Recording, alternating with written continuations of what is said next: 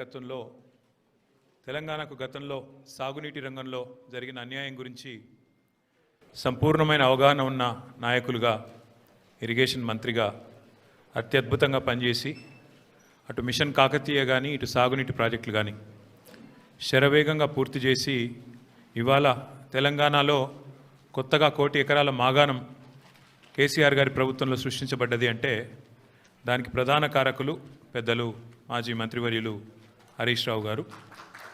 గౌరవనీయులైన party senior నాయకులందరికీ, గౌరవ శాసనసభ్యులు, గౌరవ రాజ్యసభ సభ్యులు, గౌరవనీయులైన సీనియర్ నాయకులందరికీ ఈరోజు ఇక్కడ కాళేశ్వరం విషయంలో వాస్తవాలు మరి ప్రజల ముందు పెట్టడానికి హరీష్ రావు గారు ఇస్తున్న ఈ పవర్ పాయింట్ ప్రజెంటేషన్కి హాజరైన పాత్రికేయ మిత్రులకు నమస్కారాలు. ఈరోజు నాకు ఈ ప్రజెంటేషను ఈ యొక్క స్లైడ్ చూస్తూ ఉంటే ఆనాడు పెద్దలు సిడబ్ల్యూసి మాజీ సభ్యులు కేసీఆర్ గారికి సాగునీటి విషయంలో ఎన్నో సందర్భాలలో తెలంగాణ ప్రజలకు చాలా విషయాల్లో మనకు దిశానిర్దేశం చేసిన ఆర్ విద్యాసాగర్ గారు గుర్తొస్తూ ఉన్నారు.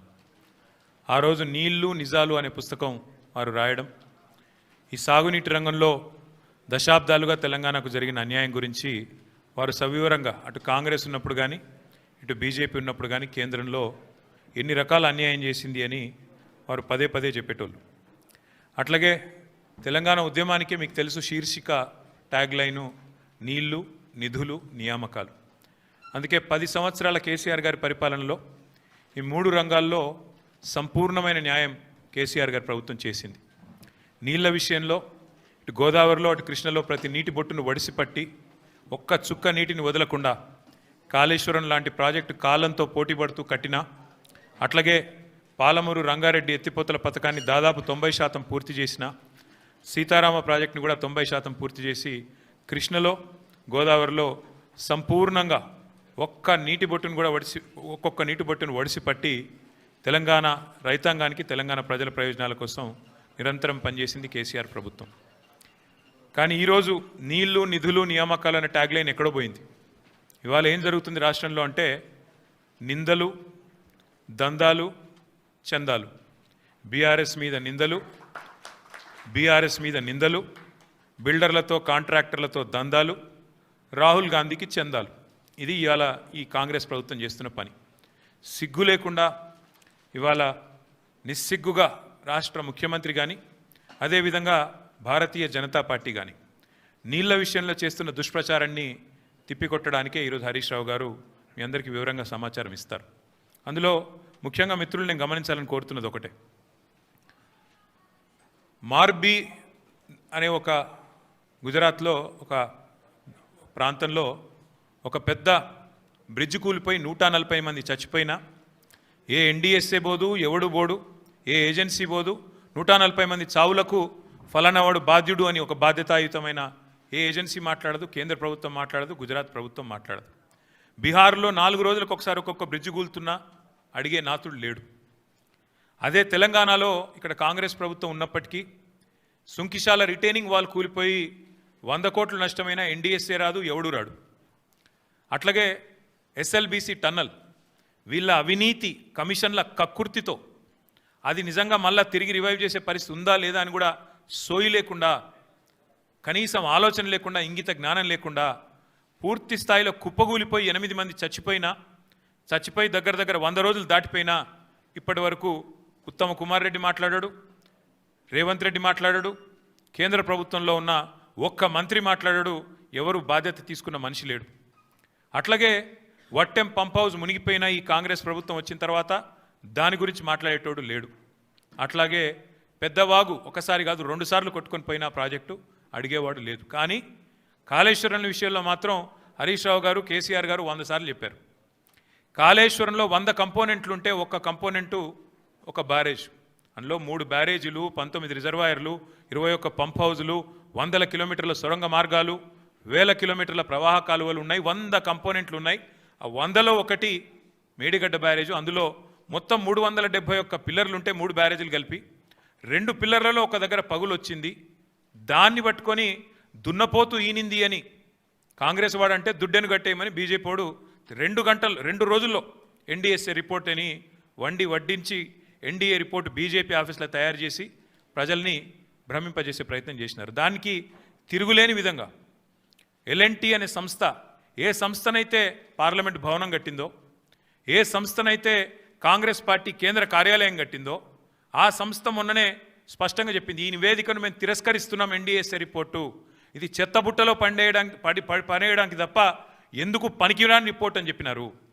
అట్లాగే ఆ సంస్థని, ఏ సంస్థనైతే నేను అడుగుతున్నా రేవంత్ రెడ్డిని, ఏ సంస్థనైతే మేడిగడ్డ బ్యారేజ్ కట్టిందో ఆ సంస్థ నిజంగానే పనికిరాందైతే మరి కాంగ్రెస్ పార్టీ కార్యాలయం కూడా ఆ సంస్థతో ఎందుకు కట్టించినామని నేను అడుగుతా ఉన్నా.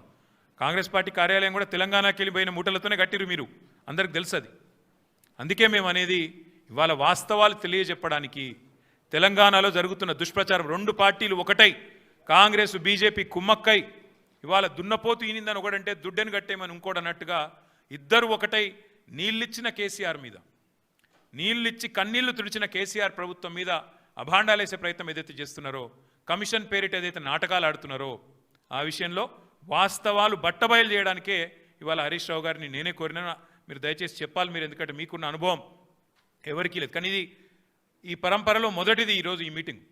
నేను హరీష్ రావు గారిని కోరుతా ఉన్నా. ఇక్కడే కాదు, నేను మొన్ననే డాలస్లో, తర్వాత లండన్లో చాలామంది ఎన్ఆర్ఐ మిత్రులను కలిసిన. వాళ్ళందరూ అంటున్నారు, అన్న మాకు కూడా చెప్పండి వివరాలు, మాకు కూడా చెప్పండి విషయాలు, మాకు కూడా చెప్తే మేము కూడా సోషల్ మీడియాలో చెప్తామన్నా, ప్రచారం చేస్తాము.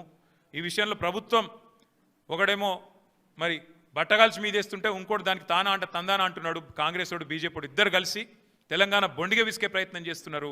తెలంగాణ ముఖ్యమంత్రిగా కేసీఆర్ గారు చేసిన పనిని ఇవాళ కావాలని మరి దాని మీద అపవాదులు వచ్చే విధంగా, దాని మీద అనుమానాలు కలిగే విధంగా ప్రచారం చేస్తున్నారు.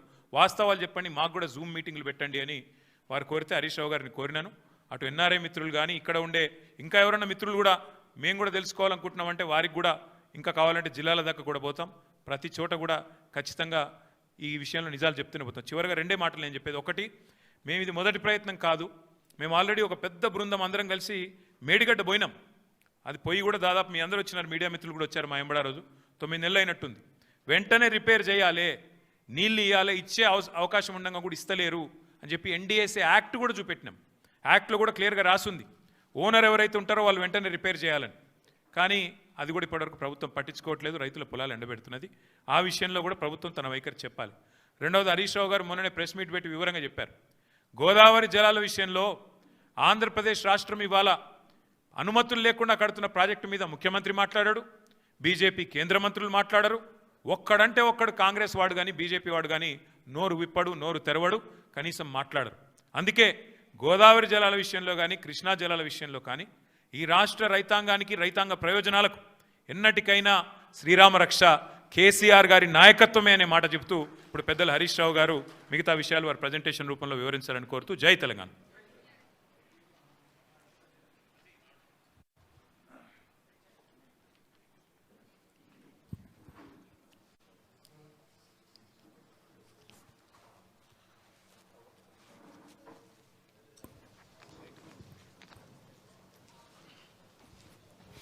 గౌరవనీయులు బీఆర్ఎస్ పార్టీ కార్యనిర్వాహక అధ్యక్షులు కేటీఆర్ గారికి, గౌరవనీయులు బీఆర్ఎస్ పార్టీ పార్లమెంట్ సభ్యులు, శాసనసభ్యులు, శాసన మండలి సభ్యులు, పార్టీ సీనియర్ నాయకులు, జర్నలిస్టులు అందరికీ పేరు పేరున నమస్కారం. ముఖ్యంగా కేటీఆర్ గారు ఈ విషయాలు ప్రజల్లోకి వెళ్ళాలి, తప్పకుండా మన బీఆర్ఎస్ పార్టీ తరఫున మీడియాకు వెళ్తున్నటువంటి మిత్రులకు కానీ, శాసనసభ్యులకు కానీ ఈ కాంగ్రెస్ చేస్తున్న దుష్ప్రచారాన్ని చెప్పాల్సినటువంటిది అవసరం చాలా ఉంది అని గత కొద్ది రోజులుగా వారు 2-3 సార్లు నాతో మాట్లాడడం జరిగింది. ఎందుకంటే కాంగ్రెస్, కూర్చోబెట్టండి బాబు, జర్నలిస్టులకు వచ్చిండ్రు, వాళ్ళని కూర్చోబెట్టి మీరు ఇట్లా నువ్వు లేవు బిడ్డ. అయితే ఈరోజు మేము చెప్పేవన్నీ కూడా 100% వాస్తవాలు, ఆధారాలతోని, డాక్యుమెంట్లతోని ఈరోజు మీకు వివరించే ప్రయత్నం చేస్తున్నాం.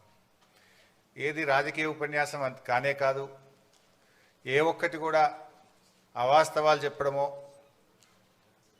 కాంగ్రెస్ నాయకుల్లాగా రేవంత్ రెడ్డి లాగా బట్టగాల్చి మీదేసే ప్రయత్నము మేము చేయలేదు.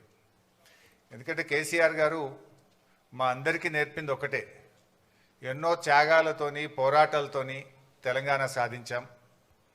మనకు రాజకీయాల కంటే కూడా రాష్ట్రం ముఖ్యం, రాష్ట్ర ప్రజల ప్రయోజనాలు ముఖ్యం.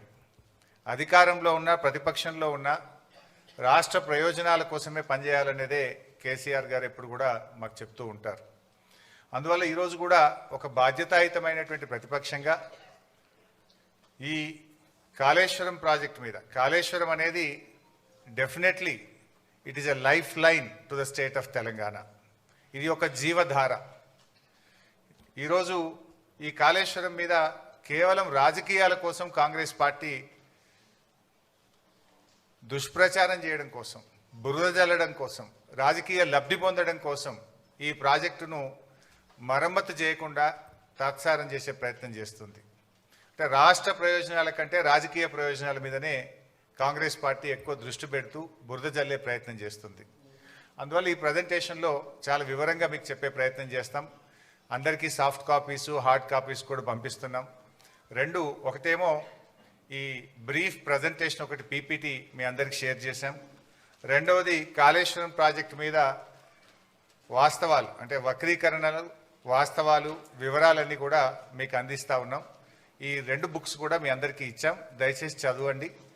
మీరు ప్రజెంటేషన్ అయిన తర్వాత ఇంకేమైనా డౌట్స్ ఉంటే కూడా ఐ విల్ క్లారిఫై. మీ అందరికీ ఒక నోట్బుక్, పెన్ కూడా ఇచ్చాం, నోట్ చేసుకోండి.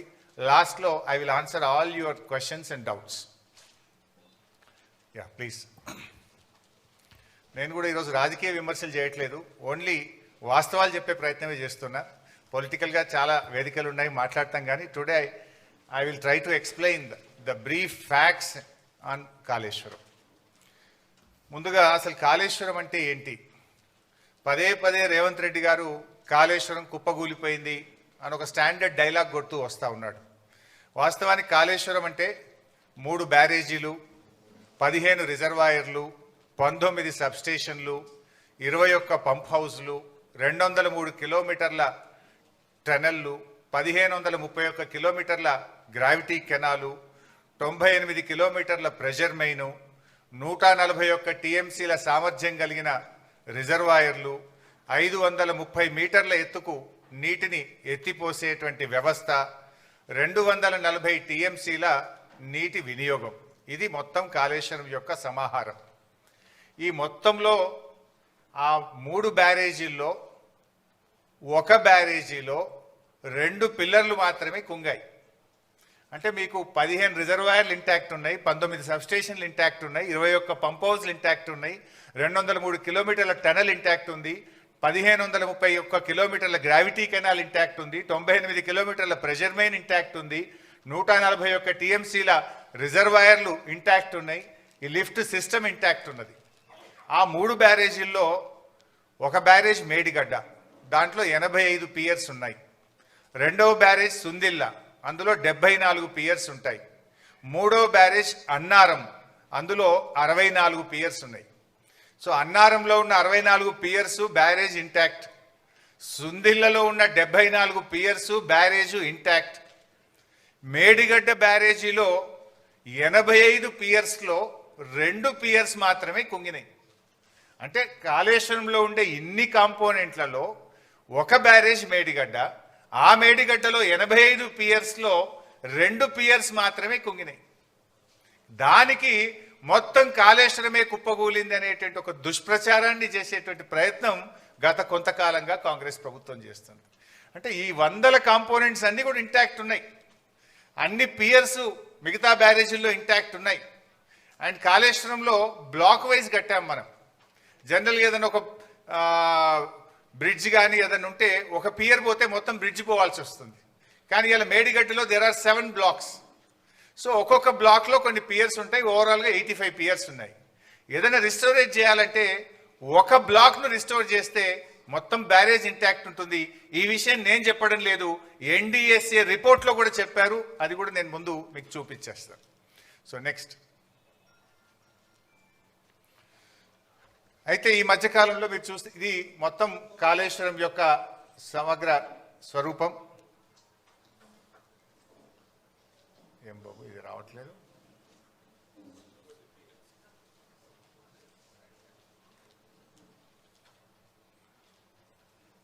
ఇది వస్తుందా బాబు? సో మీరు గమనిస్తే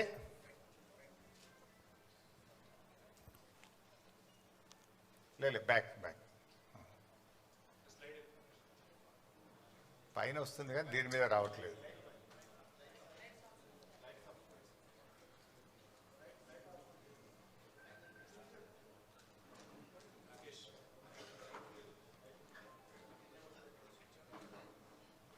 పర్లేదు, నేను ఐ విల్ ఎక్స్ప్లెయిన్ హియర్.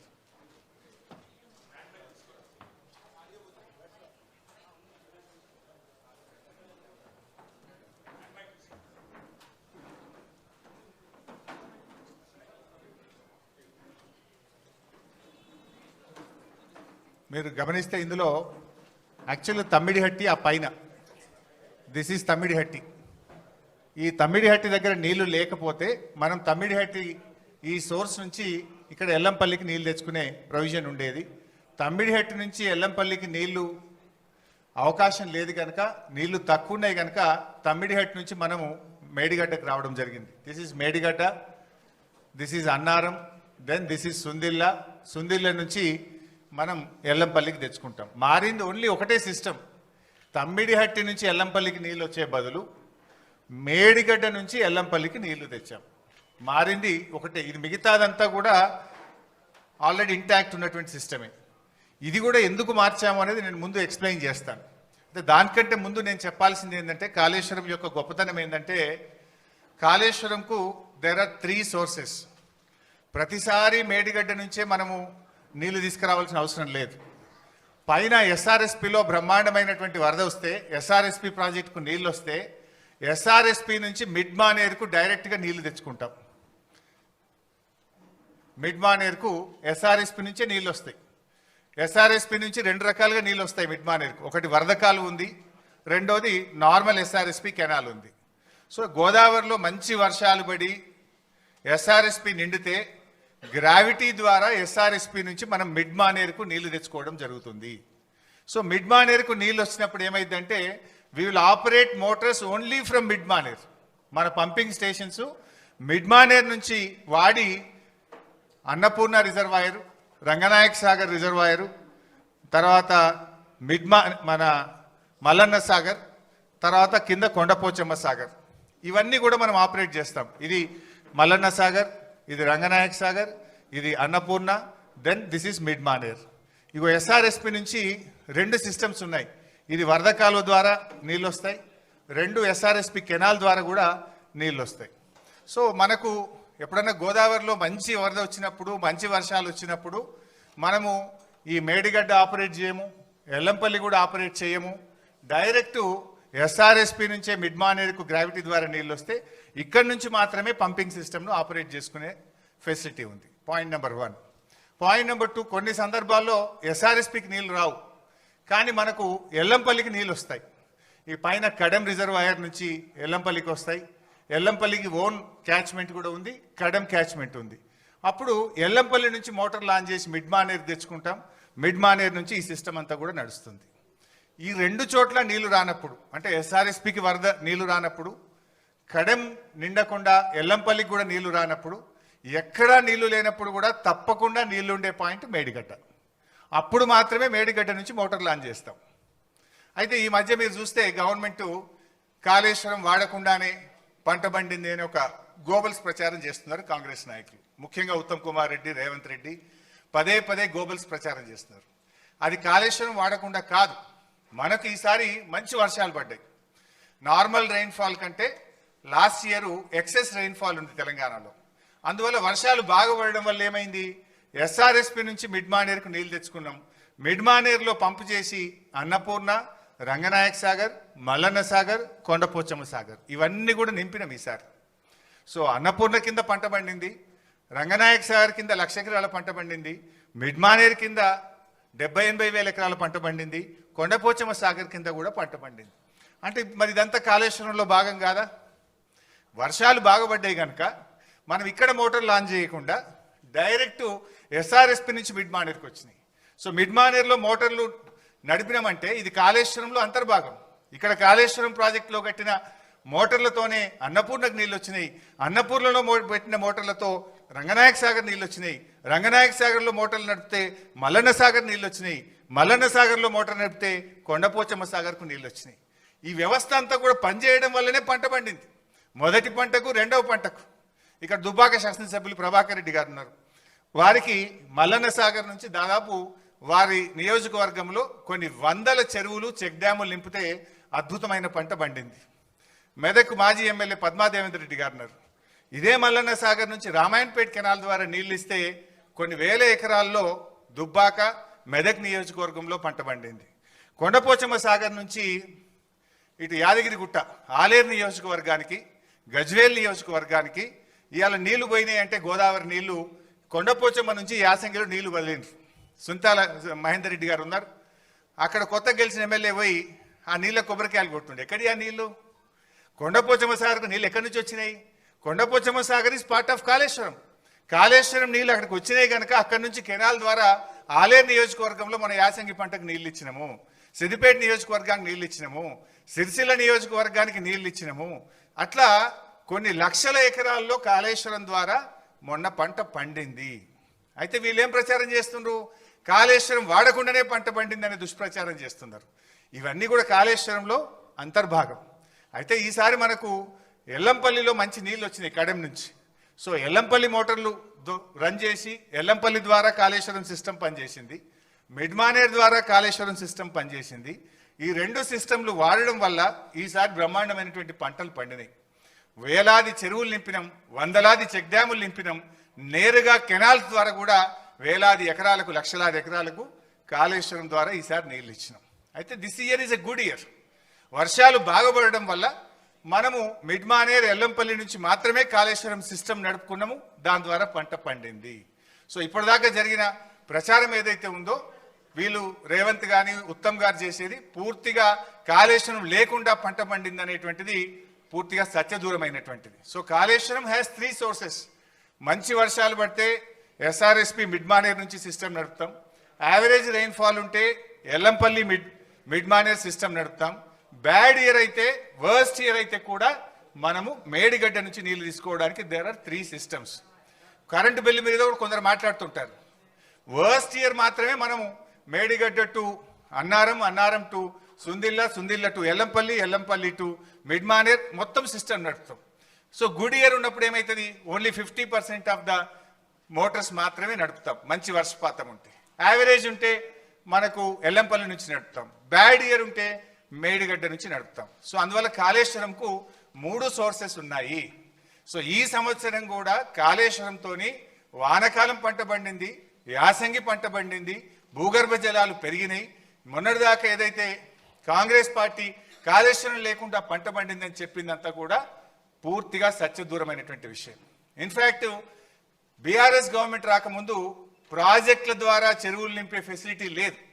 కానీ కేసీఆర్ గారు నిర్ణయం తీసుకొని దాదాపు 3200 తూములు కెనాల్స్కు పెట్టి వేలాది చెరువులు నింపేటువంటి ఒక కీలకమైన నిర్ణయం ఆ రోజు బీఆర్ఎస్ ప్రభుత్వం తీసుకున్నది.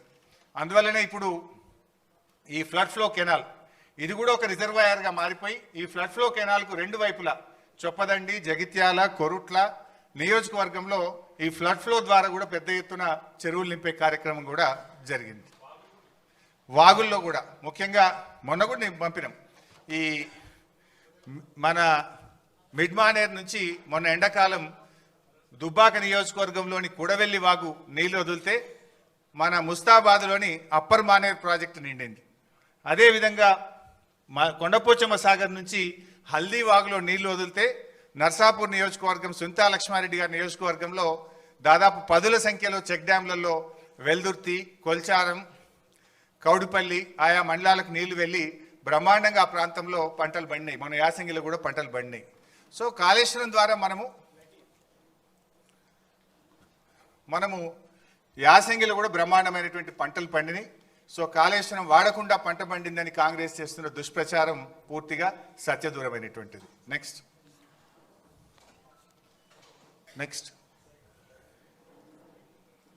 Right. So Kaleshwaram storage capacity Medigadda 16, Annaram 10, Sundilla 8, so అన్నీ కలిపి 141 టీఎంసీల సామర్థ్యం కాళేశ్వరం ప్రాజెక్టులో ఉంది. అయితే ఇక్కడ కూడా ఇంకా ముందు ఎక్స్ప్లెయిన్ చేస్తా. అయితే మన తెలంగాణ రాష్ట్రంలో మనకున్న ఒకే ఒక్క పెద్ద రిజర్వాయరు ఎస్ఆర్ఎస్పి. యాక్చువల్గా ఎస్ఆర్ఎస్పి తప్ప మనకు మేజర్గా స్టోరేజ్ కెపాసిటీ లేదు. ఉమ్మడి ఆంధ్రప్రదేశ్లో తెలంగాణలో కట్టిన కల్వకుర్తి కానీ, నెట్టంపాడు కానీ, భీమా కానీ, కోయిల్ సాగర్ కానీ ఏ ప్రాజెక్టులు కూడా రిజర్వాయర్లు కట్టలేదు. కానీ కేసీఆర్ గారు ముందు చూపుతోని ఇంత బ్రహ్మాండంగా 141 టీఎంసీల రిజర్వాయర్లను మరి పెద్ద ఎత్తున 16 రిజర్వాయర్లను రూపకల్పన చేసి వీటన్నిటి కూడా నిర్మించాం. కొంతమంది అంటుంటారు కాళేశ్వరం ప్రాజెక్ట్ కాస్ట్ పెరిగింది. అంతకుముందు వాళ్ళు పెట్టిన ప్రాణహిత చేవెళ్లలో 141 కాదు, కేవలం 11 టీఎంసీల సామర్థ్యం మాత్రమే ఉండేది. మరి మల్లన్న సాగర్ లాంటి రిజర్వాయర్ 50 టీఎంసీల రిజర్వాయర్ కడితే అక్కడ 13,000 ఎకరాల భూసేకరణ చేసినాం. దాదాపు 8 గ్రామాలకు R&R కాలనీ చేసినాం. మరి అక్కడ ఫారెస్ట్ డిపార్ట్మెంట్ కూడా ఫారెస్ట్ ల్యాండ్ తీసుకొని డబ్బులు కట్టినాం. 50 టీఎంసీల రిజర్వాయర్ కట్టాలంటే డబ్బులు అవసరమైతే ప్రాజెక్ట్ కాస్ట్ పెరుగుతుందా పెరగదా? సో ఇవన్నీ కూడా ఈ కాళేశ్వరం ఇవన్నీ కూడా ఇంటాక్ట్ ఉన్నాయి. All are working.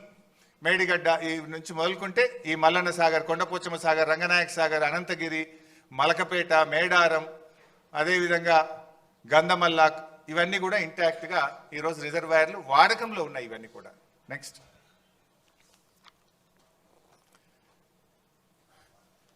మీరు అప్పుడప్పుడు చూస్తుంటారు. రేవంత్ రెడ్డి ఒకసారి మాట్లాడతాడు కాళేశ్వరం మీద 1 ఎకరా బారలేదంటాడు. ఉత్తమ్ కుమార్ రెడ్డి రోజు నిద్రలేసి 50,000 ఎకరాలే బారిందంటాడు. ఇంకొక కాంగ్రెస్ నాయకుడు అంటాడు 1,00,000 ఎకరాలే బారిందంటాడు. ఇవాళ నోటికి మొక్కాలి. ఒక్కొక్క లీడర్ ఒక్క తీరుగా మాట్లాడతాడు. ఇది నేను చెప్తున్నది కాదు. Source submission of irrigation engineers report to the newly formed Congress government.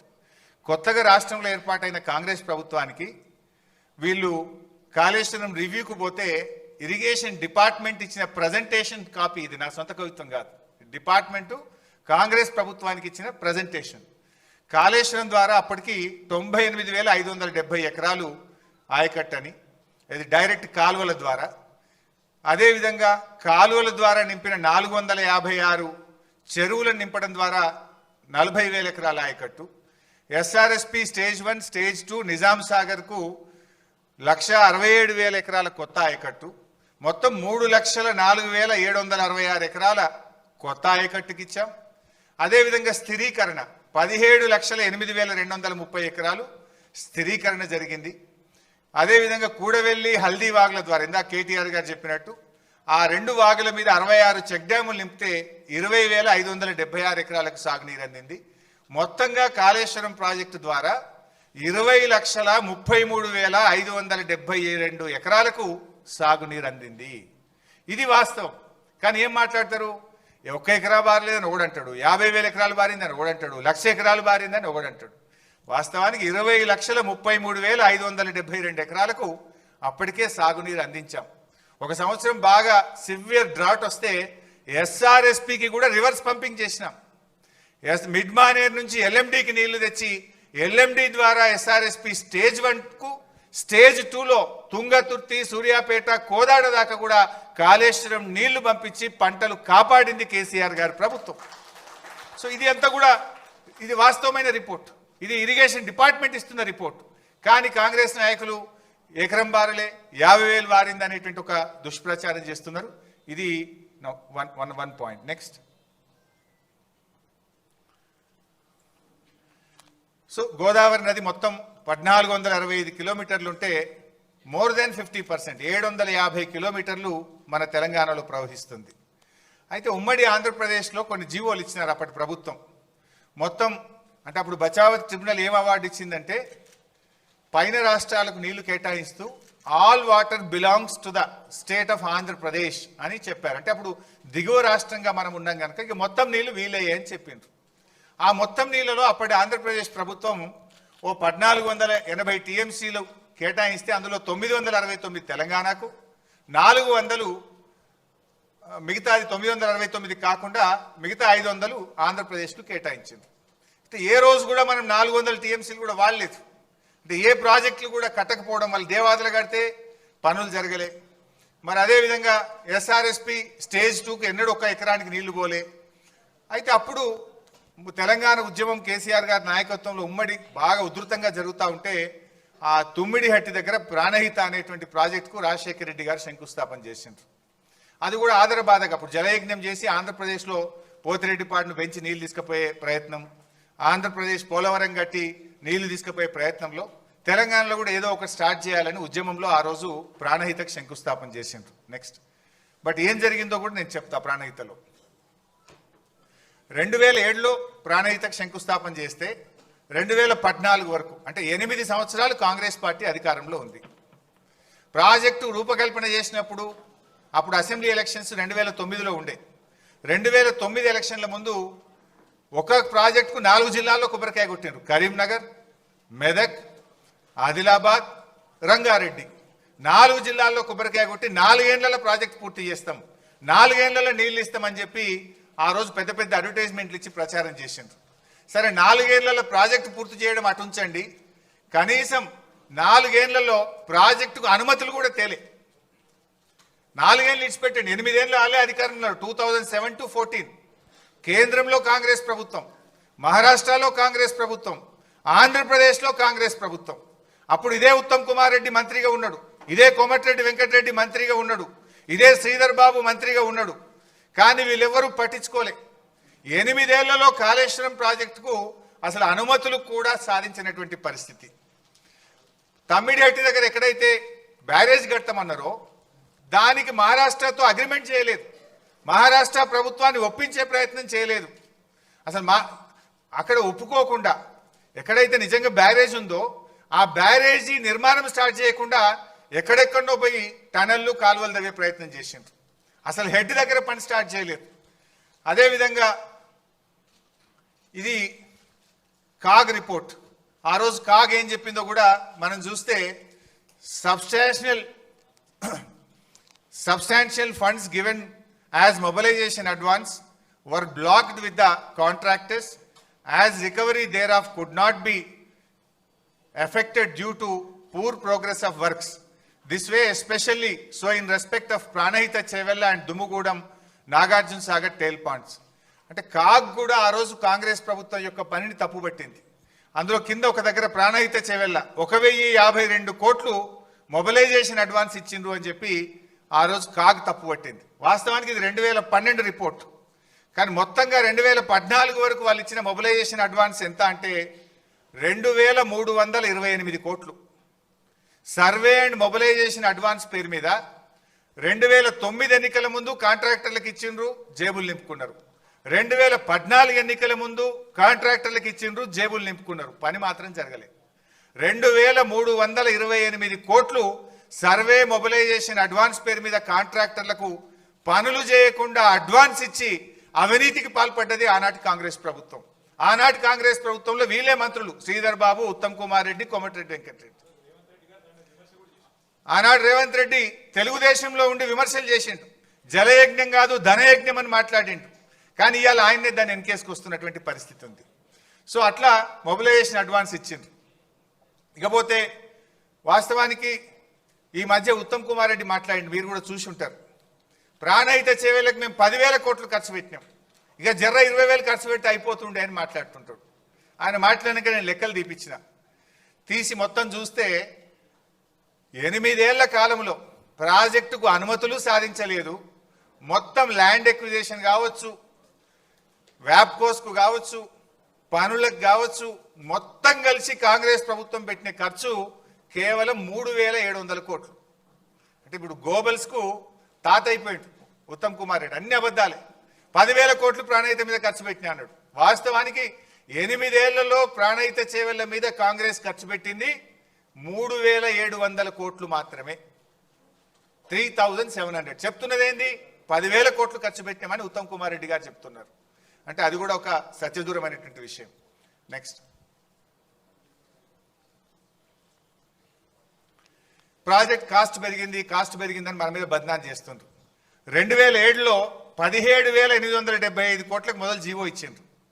మళ్ళీ 2008లో దాన్ని 38,500 కోట్లకు పెంచిండ్రు. అంటే ఏ పనులు చేయకుండానే ప్రాజెక్ట్ కాస్ట్ డబుల్ చేసిండ్రు. 17,000ని 38,000కి చేసిండ్రు.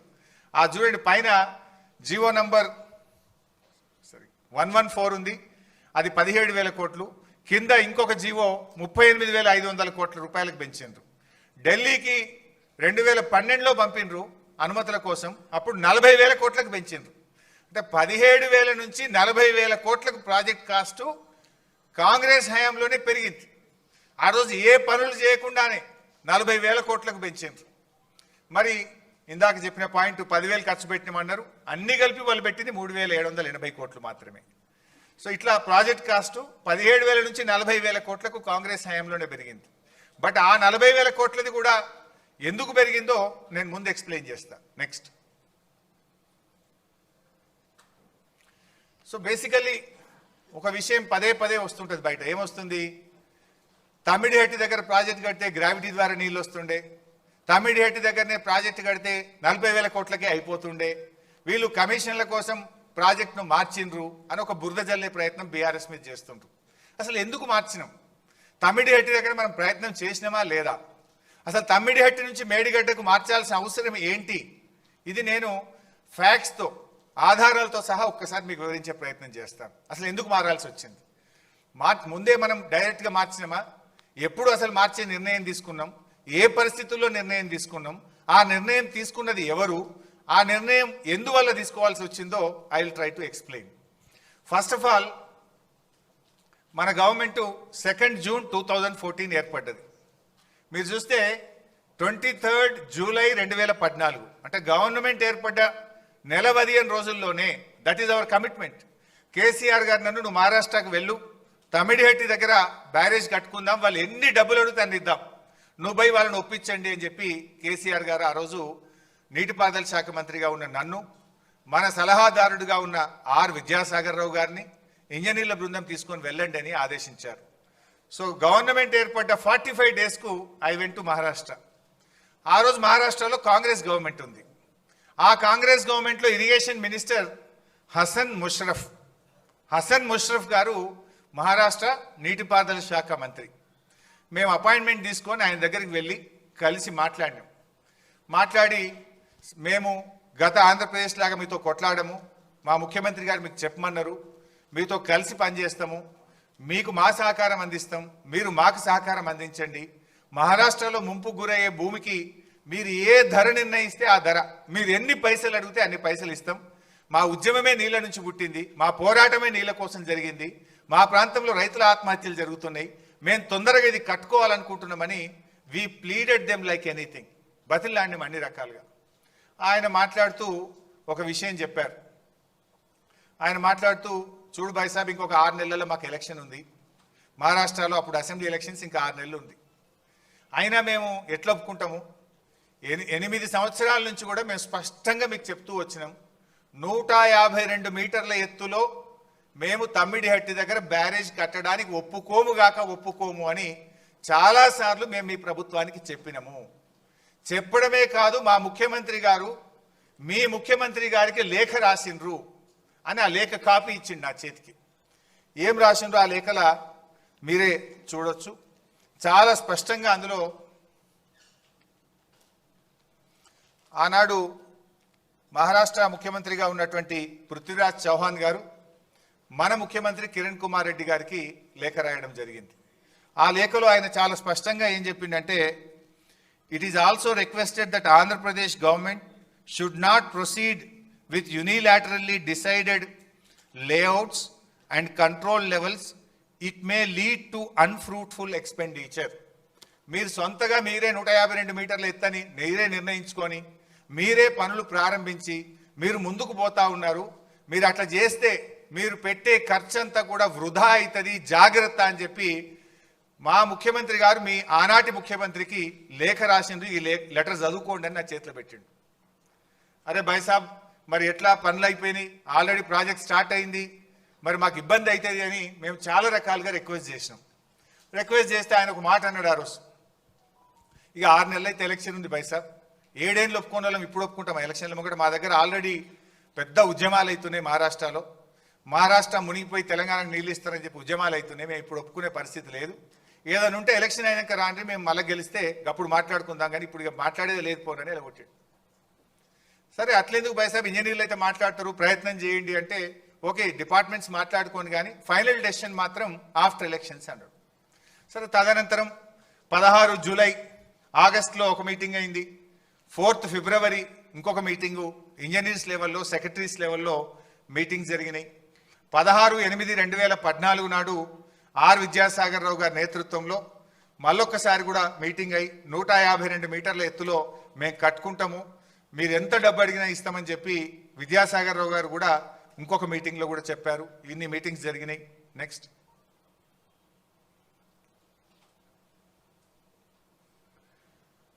సో ఇట్లా చాలాసార్లు అడిగినాం. ఎప్పుడు అడిగినా కూడా మహారాష్ట్ర నుంచి ఒకటే చెప్పిండ్రు, 152 మీటర్ల ఎత్తులో ఒప్పుకునే ప్రశ్నే లేదు. అవన్నీ మినిట్స్ ఆఫ్ ద మీటింగ్స్ కూడా ఉంటాయి, ప్రతి మీటింగ్ మినిట్స్ కూడా ఉంటాయి. తర్వాత మహారాష్ట్రలో ఎలక్షన్స్ అయింది. దెన్ బీజేపీ గవర్నమెంట్ అధికారంలోకి వచ్చింది, కాంగ్రెస్ ఓడిపోయింది, బీజేపీ గెలిచింది. కొత్త గవర్నమెంట్ రాగానే మళ్ళీ పోయినాం అపాయింట్మెంట్ తీసుకుంటే, అప్పుడు గిరీష్ మహాజన్ గారని ఆంధ్రప్రదేశ్లో మహారాష్ట్రలో బీజేపీ గవర్నమెంట్లో గిరీష్ మహాజన్ గారు నీటిపారుదల శాఖ మంత్రి అయింది.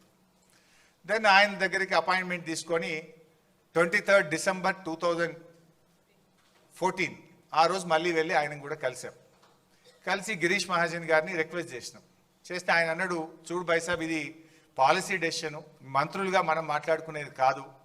ఆల్రెడీ మా బీజేపీ పెద్ద ఎత్తున ఈ ప్రాజెక్టు వ్యతిరేకంగా మేము పోరాటాలు చేసినాం, ఉద్యమాలు చేసినాం, అరెస్ట్లు అయినాం. ఇది మన లెవెల్లో అయ్యేది కాదు, బెటర్ ఒకసారి ముఖ్యమంత్రుల లెవెల్లో మాట్లాడితే ఏదైనా పరిష్కారం జరుగుతుందని ఆయన సూచన ఇచ్చింది. దెన్ నేను వచ్చి మన ముఖ్యమంత్రి కేసీఆర్ గారికి విషయం అంతా బ్రీఫ్ చేసినాం. నెక్స్ట్ బ్రీఫ్ చేస్తే కేసీఆర్ గారు స్వయంగా ఆ రోజు మహారాష్ట్రకు వచ్చింది.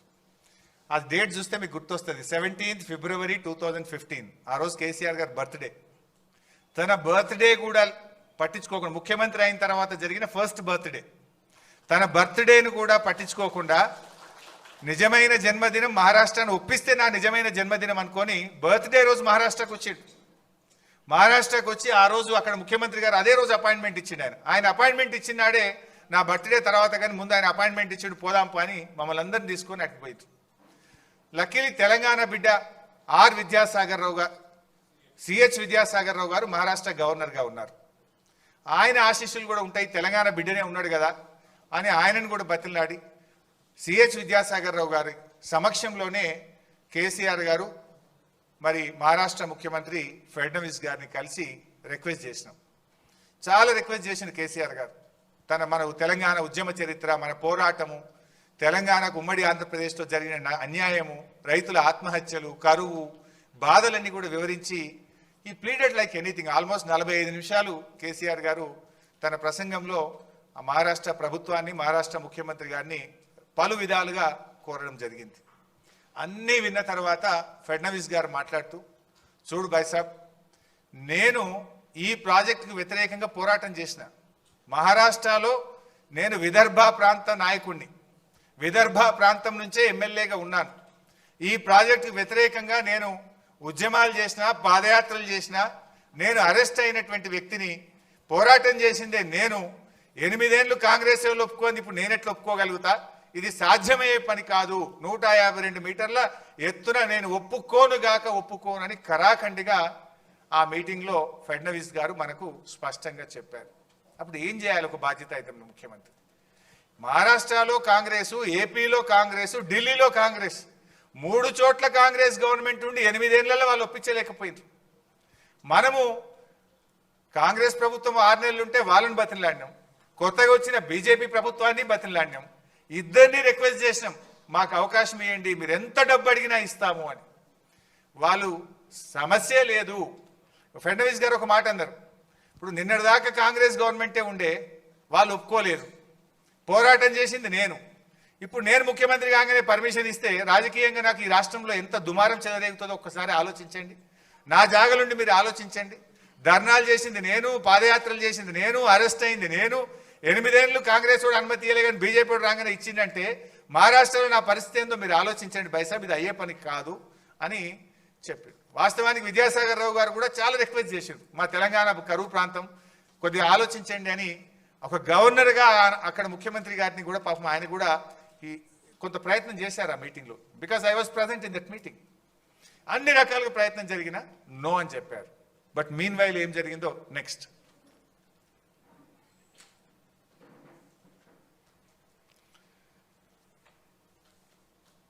సో ఈ స్లైడ్ మార్చి నేను నెక్స్ట్ చెప్తా ఇంకోటి. రైట్, ఇది మీన్ వైల్ ఏమైంది, 17th February మీటింగ్ అయింది కేసీఆర్ గారిది. ఈ లెటర్ చూడండి, దిస్ ఈజ్ 18th February 2015. మీరు ఆ డేట్ చూడండి. Letter from central water commission 18th February 2015. 17 మన ఢిల్లీలో మీటింగ్ అయింది, మనం హైదరాబాద్ వచ్చేసినాం. సరే 18th డేట్ సిడబ్ల్యూసీలో వేసిండ్రు, ఆ లెటర్ మనకు ముట్టే వరకు వారం లేట్ అవుతుంది. జనరల్గా సెంట్రల్ వాటర్ కమిషన్ ఢిల్లీ వాళ్ళు పోస్టులు వేస్తే మన రాష్ట్రానికి అందే వరకు వారం అవుతుంది. మనం వచ్చి ఏం చేద్దాం ఎట్లా అని మనం ఆలోచించుకుంటున్నాం. అంతలో ఈ లెటర్ వచ్చింది ఒక వారం తర్వాత. ఇందులో ఏముందంటే, ఇది క్లియర్ లేదు, అది ఉందా, కాపీ ఉందా బాబు, హార్డ్ కాపీ ఒకటి అదే, బట్ ఇంగ్లీష్లో చదివి వినిపిస్తే బెటర్ అని. సో ఇందులో ఈ లెటర్లో సెంట్రల్ వాటర్ కమిషన్ ఏం చెప్పిందంటే 18th February 2015లో మీకు యాక్చువల్గా ఇక్కడ ఇంకొక పాయింట్ చెప్పినాక ఇది చెప్తా నేను మీకు. ఇక్కడ పాయింట్ ఏంటంటే సైమల్టేనియస్గా మనం సెంట్రల్ వాటర్ కమిషన్ అనుమతుల కోసం కూడా ప్రయత్నం చేసినాం. ఇటు మహారాష్ట్రాన్ని ఒప్పించే ప్రయత్నం చేసినాం, అటు ఢిల్లీకి వెళ్ళి 4-5 సార్లు సిడబ్ల్యూసీ వాళ్ళని కలిసి మాకు అలా దాదాపు ఒక 10 డైరెక్టరేట్ల నుంచి పర్మిషన్స్ రావాల్సి ఉంటుంది. ఆ డైరెక్టరేట్స్కి వెళ్ళి కూడా పర్స్యూ చేసినాం. అప్పటిదాకా 8 ఏళ్ళ వాళ్ళు పర్స్యూ చేయలే, కాంగ్రెస్ ప్రభుత్వం పట్టించుకోలే. మనం పర్స్యూ చేస్తే సెంట్రల్ వాటర్ కమిషన్ ఒక లెటర్ ఇచ్చింది. ఏమని, మీరు అక్కడ 160 TMCల నీటి లభ్యత ఉంది, నీళ్లు తీసుకుంటామని చెప్పిండ్రు, కానీ ఆ 160 TMCల్లో ఎగువ రాష్ట్రాలు పైన ఉన్నటువంటి రాష్ట్రాలకు కేటాయించబడిన 63 TMCలు కూడా ఇందులో ఉన్నాయి. రండి చెప్తా. ఎగువ రాష్ట్రాలకు చెందినటువంటి నీళ్లు కూడా ఇందులో అంతర్భాగంగా ఉన్నాయి. ఇప్పుడు ఎగువ రాష్ట్రాలు మహారాష్ట్ర పైన ప్రాజెక్ట్ కట్టలేదు కనుక ఇప్పుడు నీళ్లు కిందికి వస్తున్నాయి. అవి ఆల్రెడీ ట్రిబ్యునల్లో వాళ్ళకి అలొకేటెడ్ వాటర్. ఆ నీళ్లు పైన రాష్ట్రం వాడుకుంటే ఆ 63 కిందికి వచ్చేది డౌట్ఫుల్. అంటే అప్పుడు మీకు మిగిలేది 102 మాత్రమే. అందువల్ల we request the project authority to review the situation. మీరు ఆలోచించుకోండి, అక్కడ నీళ్లు 160 లేవు, అందులో 160లో పై రాష్ట్రాలకు కేటాయించబడిన 63 TMCలు కూడా అంతర్భాగంగా ఉన్నాయి. ఆ పై రాష్ట్రాలు రేపు ప్రాజెక్టులు కట్టి 63 TMCలు వాడుకుంటే మీకు ఉండేది 102 మాత్రమే అని కుండబద్దలు కొట్టినట్టు central water commission 17th February నాడు చెప్పింది. దెన్ మళ్ళీ ఇంకో లెటర్ వచ్చింది, అందులోనే 2 ఉంటాయి, ప్రాజెక్ట్ అప్రైజల్ ఒకటి డైరెక్టరేట్ నుంచి, మళ్ళీ 14th March 2015 కూడా ఇంకొక లెటర్ వచ్చింది, ఆ పక్కనే పెట్టినాం. ఆ కాపీస్ ఫుల్ లెటర్స్ కూడా మీకు మీ దాంట్లో మీకు పొందుపరిచినాం. ఇందులో చాలా స్పష్టంగా as such the availability of surpluses from upper riparian states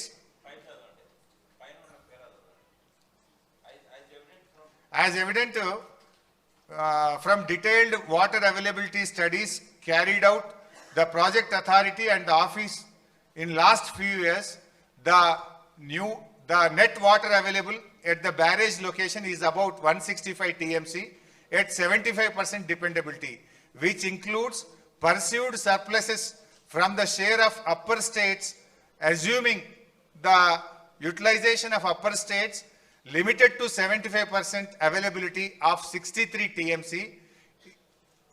It seems from the master plans of upper states, అది విషయం. అందులో దాంట్లో క్లియర్గా ఏం చెప్తున్నట్టే 63 TMCలు పై రాష్ట్రాలే ఉన్నాయి, అవి రావు అనేటువంటి విషయాన్ని 2 లెటర్లలో సెంట్రల్ వాటర్ కమిషన్ చెప్పింది. దెన్ ఇంతకుముందు ఏకువో బాబు, ఒకటేమో నీళ్లు లేవని సిడబ్ల్యూసీ చెప్పింది. రెండవ పాయింట్ ఏంది, మహారాష్ట్ర మేము 152 మీటర్లకు కట్టే సమస్య ఒప్పుకోము, 148కు పొమ్మంటుంది. 152 కడితేనే మనం ఆ 102 TMCలు తీసుకోగలుగుతాం. 148కు తగ్గిస్తే మనం తీసుకోగలిగేది కేవలం 63 TMCలు మాత్రమే. 63 మాత్రమే తీసుకోగలుగుతాం. 63 పోతే 44 మాత్రమే తీసుకోగలుగుతాం. సో అప్పుడు ఏం చేయాలి మరి, ఒకటి నీళ్లు లేవు, పోనీ ఉన్న నీళ్ళనే తీసుకుందామంటే వాడు 152 ఒప్పుకుంటలేడు, 148 కట్టమంటుండు. 148లో కడితే divertible water is only 44 TMC. అప్పుడు ఏం చేయాలి బాధ్యత కలిగిన ప్రభుత్వం? అందులో ఇంకో ప్రాబ్లం వచ్చింది. మనం స్టడీ చేస్తుంటే ఫారెస్ట్ డిపార్ట్మెంట్ వాళ్ళు తమ్మిడిహట్టి దగ్గర చాప్రాల్ వైల్డ్ లైఫ్ ఉంది. అక్కడ ఆ వైల్డ్ లైఫ్ పర్మిషన్ రావాలంటే మన దేశంలో పరిస్థితి ఏంటంటే సుప్రీంకోర్ట్ ఆఫ్ ఇండియా పర్మిషన్ ఇవ్వాలి. మినిమం 10 ఏళ్ళు పడుతుంది. అక్కడ మనం ఒక ప్రాజెక్ట్ కట్టాలంటే వైల్డ్ లైఫ్ క్లియరెన్స్ తేవాలంటే మినిస్ట్రీ ఆఫ్ ఎన్విరాన్మెంట్ ఫారెస్ట్ నుంచి సుప్రీంకోర్టుకు పోయి తేవాలంటే 10 ఏళ్లలోపు భారతదేశంలో వైల్డ్ లైఫ్ క్లియరెన్స్ ఎక్కడ కాలేదు. ఒకటి నీళ్లు లేవు, 2 148కి మించి ఒప్పుకోమంటున్నారు, 3 వైల్డ్ లైఫ్లో ఇరికింది. ఈ 3 కారణాలు ఉన్నప్పుడు ఏం చేయాలి? నీళ్ళే లేవు, నీళ్లు లేని చోట ప్రాజెక్ట్ కట్టాలన్నా? కాంగ్రెస్ పార్టీ తప్పు చేసింది. నీళ్లు లేని చోట, వైల్డ్ లైఫ్ సమస్యలో ఉన్న చోట, అంతర్రాష్ట్ర ఇబ్బందులు ఉన్న చోట ప్రాణహిత చేవలను ఇరికిచ్చి తెలంగాణకు అన్యాయం చేసింది నాటి కాంగ్రెస్ ప్రభుత్వం. మరి పోరాటం చేసి చావు నోట్లో తలబెట్టి నీళ్ల కోసం తెలంగాణ తెచ్చిన కేసీఆర్ గారు బాధ్యత కలిగిన ముఖ్యమంత్రిగా, పోరాట యోధుడిగా ఏం చేయాలి కేసీఆర్ గారు? నీళ్లు ఉన్న చోటకు ప్రాజెక్టును మార్చాలనా వద్దా? కాంగ్రెస్ చేసిన తప్పిదానాన్ని సరిచేయడం కోసం భవిష్యత్ తెలంగాణ అవసరాలను దృష్టిలో పెట్టుకొని మనము ప్రాజెక్ట్ సైట్ మార్చాల్సిన తప్పనిసరి పరిస్థితి ఏర్పడ్డది. నెక్స్ట్ చెప్తా. నంబర్ 3, థర్డ్ పాయింట్ ఇంకో లెటర్ కూడా వచ్చింది సిడబ్ల్యూసీ నుంచి. అంటే ఎందుకు రీఇంజనీరింగ్ చేసినాము అంటే అనదర్ పాయింట్, థర్డ్ పాయింట్లో ఏం చేసిందంటే సిడబ్ల్యూసీ మనకు ఇంకొక లెటర్ రాసింది.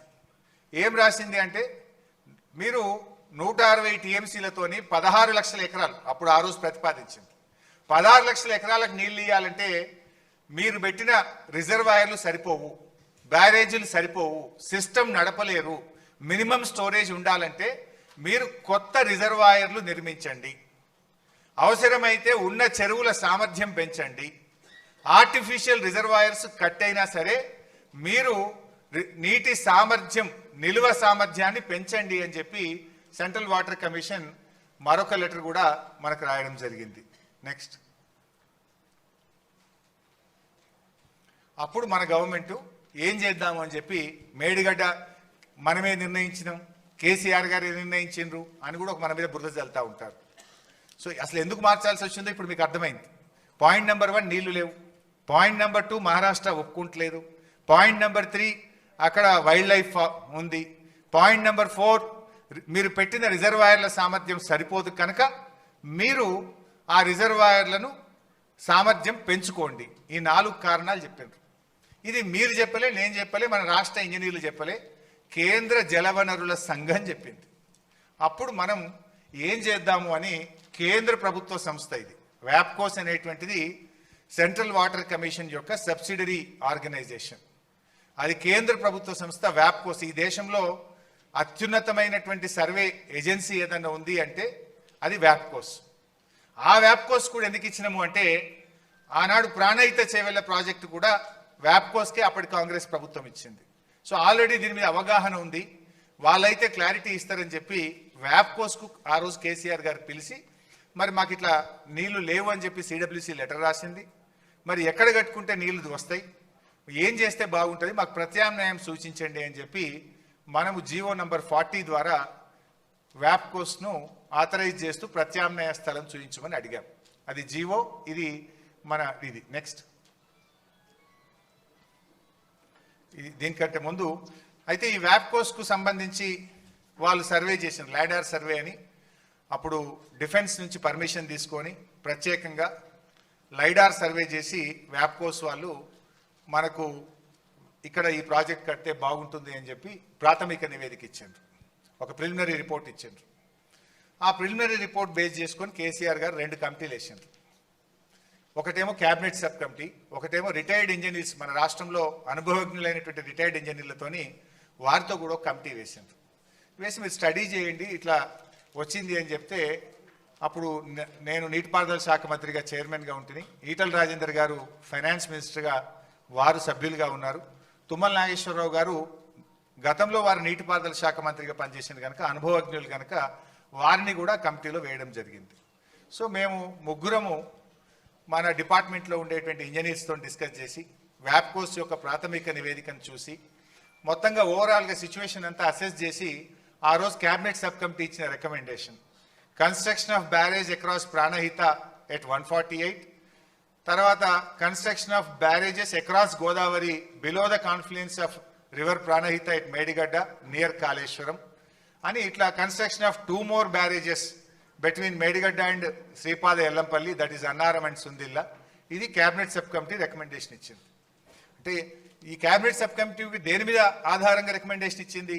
ఇంజనీర్లు ఇచ్చిన నివేదిక, వ్యాప్కోస్ ఇచ్చిన నివేదిక, ఆనాడు మహారాష్ట్ర రాష్ట్రంలో ఉన్నటువంటి పరిస్థితులు, సెంట్రల్ వాటర్ కమిషన్ నుంచి వచ్చిన లేఖల ఆధారంగా మేడిగడ్డ దగ్గర బ్యారేజ్ కట్టాలి అనేటువంటిది ఆనాడు క్యాబినెట్ సబ్ కమిటీ రికమెండేషన్ ఇచ్చింది. బహుశా నిన్న మీరు చూసుంటారు, ఈటల రాజేందర్ గారు కూడా కమిషన్ ముందు చెప్పింది స్పష్టంగా వచ్చింది. మరి తుమ్మల నాగేశ్వరరావు గారు అయితే కాంగ్రెస్ గవర్నమెంట్లో మంత్రిగా ఉన్నాడు, ఆయన కూడా సంతకం పెట్టండి దీని మీద. ఆయన కూడా ఆ రోజు మేడిగడ్డ దగ్గర కట్టాలని రికమెండ్ చేసిండు దీంట్లో. ఇది ఒక రిపోర్టు. నెక్స్ట్ ఇంకోటి రిటైర్డ్ ఇంజనీర్స్ది నెక్స్ట్ ఉందా? సరే, అది రిటైర్డ్ ఇంజనీర్స్ది కూడా ఒకటి ఉంటుంది. రిటైర్డ్ ఇంజనీర్స్ని కూడా కేసీఆర్ గారు ఒక అభిప్రాయం అడిగారు. దాని విషయంలో కూడా కాంగ్రెస్ దుష్ప్రచారం చేస్తుంది. ఏమని? మీ రిటైర్డ్ ఇంజనీర్లే మేడిగడ్డ దగ్గర కట్టొద్దన్నారు అనేటువంటి ఒక తప్పుడు మెసేజ్ని తీసుకుపోతున్నారు. వాస్తవానికి రిటైర్డ్ ఇంజనీర్లు కట్టొద్దనిలే. ఆ రోజు వాళ్ళు అన్నది ఏంటంటే Medigadda is a beautiful point, అక్కడ నీళ్లు ఉన్నాయి, కానీ మేడిగడ్డ దగ్గర నుంచి డైరెక్ట్గా మిడ్ మానేర్ నీళ్లు తీసుకుపోవడం సాధ్యం కాదు. మేడిగడ్డ నుంచి డైరెక్ట్ పంపింగ్ మిడ్ మానేర్కి సాధ్యం కాదు. మధ్యలో మీరు నది మీద ఇంకా కొన్ని బ్యారేజీలు కట్టి నీళ్లను ఎల్లంపల్లి తీసుకుపోవడం సాధ్యమైతే తప్ప మేడిగడ్డ టు మిడ్ మానేర్ సాధ్యం కాదు అనేటువంటి విషయాన్ని రిటైర్డ్ ఇంజనీర్లు కూడా చెప్పింది. సో వీటన్నిటిని దృష్టిలో పెట్టుకొని రిటైర్డ్ ఇంజనీర్లు చెప్పింది, క్యాబినెట్ సబ్ కమిటీ చెప్పింది, కేంద్ర ప్రభుత్వ సంస్థ వ్యాప్కోస్ చెప్పింది, మన రాష్ట్ర ప్రభుత్వ ఇంజనీర్లు చెప్పింది, అన్నిటినీ నివేదికలను తీసుకొని ఆ రోజు క్యాబినెట్లో పెట్టి క్యాబినెట్లో చర్చించి మేడిగడ్డ అన్నారం సుందిల్ల ద్వారా ఎల్లంపల్లికి నీళ్లు దేవాలని క్యాబినెట్ నిర్ణయం తీసుకున్నది.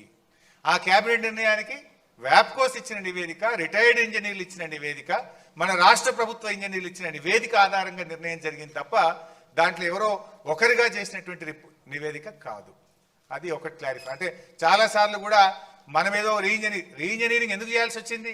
నీళ్లు లేవు గనక, వైల్డ్ లైఫ్ ఉంది గనక, మహారాష్ట్ర ఒప్పుకోలేదు గనక, అదేవిధంగా రిజర్వాయర్ల సామర్థ్యం పెంచుకోమని సిడబ్ల్యూసి చెప్పింది కనుక రీఇంజనీరింగ్ చేసుకోవాల్సి వచ్చింది. ఆ రీఇంజనీరింగ్ లో మేడిగడ్డ దగ్గరికి ఎందుకు పోయినాం అంటే వ్యాప్కోస్ అనే కేంద్ర ప్రభుత్వ సంస్థ ఇచ్చిన రిపోర్ట్ కానీ, క్యాబినెట్ సబ్ కమిటీ ఇచ్చిన రిపోర్ట్ కానీ, రిటైర్డ్ ఇంజనీర్లు ఇచ్చిన రిపోర్ట్ కానీ ఇవన్నీ కూడా మేడిగడ్డ దగ్గర కట్టి నీళ్లు తీసుకోవాలని చెప్పి సూచిస్తే క్యాబినెట్ లో పెట్టి చర్చించి క్యాబినెట్ ఆమోదంతో రీఇంజనీరింగ్ జరిగింది, మేడిగడ్డ పాయింట్ నిర్ణయం జరిగింది. తర్వాత ప్రాజెక్ట్ కాస్ట్ ఎందుకు పెరిగింది అనేది ఒక డిస్కషన్ వస్తుంది. దీంట్లో వాస్తవానికి ప్రాణహితలో ఏముండే, రీఇంజనీరింగ్ తర్వాత కాళేశ్వరం ఏమైంది, సింపుల్గా అర్థం చేసుకోవడానికి చాలా పాయింట్స్ ఉన్నాయి కానీ బ్రీఫ్గా పెట్టినాం. ఆ రోజు జలాశయాల సామర్థ్యం 16 టీఎంసీలు. ఈ 16లో 11 టీఎంసీలు బ్యారేజీ, తమ్మిడిహట్టి బ్యారేజే. అది 152 మీటర్ల ఎత్తున కడితే 11 వస్తుంది. ఆ 11 తప్పితే ఎంత ఉన్నట్టు? 5. కానీ ఇక్కడికి వస్తే 141 టీఎంసీల సామర్థ్యం. ఎక్కడ 16, ఎక్కడ 141, ఆల్మోస్ట్ 10 times మోర్. 10 అంతల రిజర్వాయర్ల సామర్థ్యం పెరగాలంటే ప్రాజెక్ట్ కాస్ట్ పెరుగుతుందా పెరగదా? అంటే 1,00,000 ఎకరాలకు పైగా ల్యాండ్ ఎక్విజేషన్ చేసినాం మనం. ఆనాడు ప్రాణహిత చేవెళ్లలో ల్యాండ్ ఎక్విజేషన్కి ఎకరానికి 2 లక్షలు పెట్టిండ్రు. కానీ కాళేశ్వరంలో మనము ఎకరానికి 9 నుంచి 16, 18 లక్షల రూపాయలు కూడా ఇచ్చినాం. సో అది రిజర్వాయర్ల సామర్థ్యం. నీటి వినియోగం అక్కడ 160 టీఎంసీలు అయితే ఇక్కడ 240 టీఎంసీలు. ఆయకట్టు 16,40,000 ఎకరాలు అయితే ఇక్కడ 37 లక్షల ఎకరాలు. పంపింగ్ సామర్థ్యం ఒక రోజుకు 1.8 టీఎంసీ ఉంటే ఇక్కడ 3 టీఎంసీలు, అంటే ఆల్మోస్ట్ డబుల్. పంపింగ్ సామర్థ్యం డబుల్, రిజర్వాయర్ల సామర్థ్యం 10 అంతలు, నీటి వినియోగం 80 టీఎంసీలు ఎక్కువ, ఆయకట్టు డబుల్. అండ్ ల్యాండ్ కంపెన్సేషన్ ఇక్కడ 2 lakhs అయితే యావరేజ్గా మనం 11 lakhs ఇచ్చినాం. ఆల్మోస్ట్ అది 5 times. మరి ఇన్ని పెరిగినప్పుడు ప్రాజెక్ట్ కాస్ట్ పెరుగుతుందా పెరగదా? ఇది ఒక పాయింట్ మీకు అర్థం కావడానికి బ్రీఫ్గా చెప్పే ప్రయత్నం చేస్తున్నాం. నెక్స్ట్ సో 8 ఏళ్ళు కాంగ్రెస్ పార్టీ అధికారంలో ఉంటే ఏ పర్మిషన్ రాలే. 1 ఇయర్లో ఇగో 11 పర్మిషన్లు మనం సెంట్రల్ వాటర్ కమిషన్ నుంచి తెచ్చాం. This is our commitment. మీ డేట్లు చూడండి. సిడబ్ల్యూసి నుంచి hydrology 30th November 2017, interstate 3rd November 2017, CMS 24th November 2017, irrigation planning 13th April 2018, farmers welfare 11th May 2018, cost appraisal 1st May 2018, CSMRS 21st May 2018, ministry of environment and forest 4 పర్మిషన్లు వచ్చినాయి. 24th October 24th November 2017, central ground water board 21st November 2017, MoTA 30th January 2023, final approval TAC 14th June 2018. So అన్ని అనుమతులతో Kaleshwaram project కట్టినాం. కొంతమంది అప్పుడప్పుడు మీరు వినేవాళ్ళు కాళేశ్వరంకు డిపిఆర్ఏ లేదు, డిపిఆర్ఏ లేకుండా కాళేశ్వరం కట్టినా కూడా ఆ మధ్యలో మన మీద బురద జల్లేదు. డిపిఆర్ లేకుంటే సెంట్రల్ వాటర్ కమిషన్ ఇన్ని అనుమతులు ఇస్తుందా? అసలు డిపిఆర్ సబ్మిట్ చేయకుండా సిడబ్ల్యూసి స్క్రూటినీ చేస్తుందా? అసలు ఎవడన్నా లోన్ ఇస్తాడా? అంటే ఇన్ని అనుమతులు ఉన్నాయి కనుకనే మనకు లోన్ వచ్చింది. మనం ఈ అనుమతులన్నీ కూడా సాధించి ప్రాజెక్ట్ నిర్మాణం చేయగలిగాం. అంటే Kaleshwaram has every permission, every approval. అంటే స్టాట్యుటరీగా రాష్ట్ర కేంద్ర ప్రభుత్వాల నుంచి తీసుకోవాల్సిన అన్ని అనుమతులను కాళేశ్వరం ప్రాజెక్టు పొందింది, ఇంక్లూజింగ్ కాస్ట్ అప్రైజల్. డిపిఆర్ కూడా 80,000 కోట్లకు కేంద్ర ప్రభుత్వం సిడబ్ల్యూసి ఆమోదించింది. ఎవ్రీ ప్రపోజ్ అంటే అన్ని అనుమతులు కూడా ఉన్నాయి దాంట్లో. అంటే 80,000 కోట్లకు ఆమోదించినప్పుడేమో 2 TMC పర్ డే, మనం తర్వాత మళ్ళీ 3 TMC పర్ డేకి మార్చి 1,27,000 crores తోని మరొకటి కూడా మనం పంపినాం. నెక్స్ట్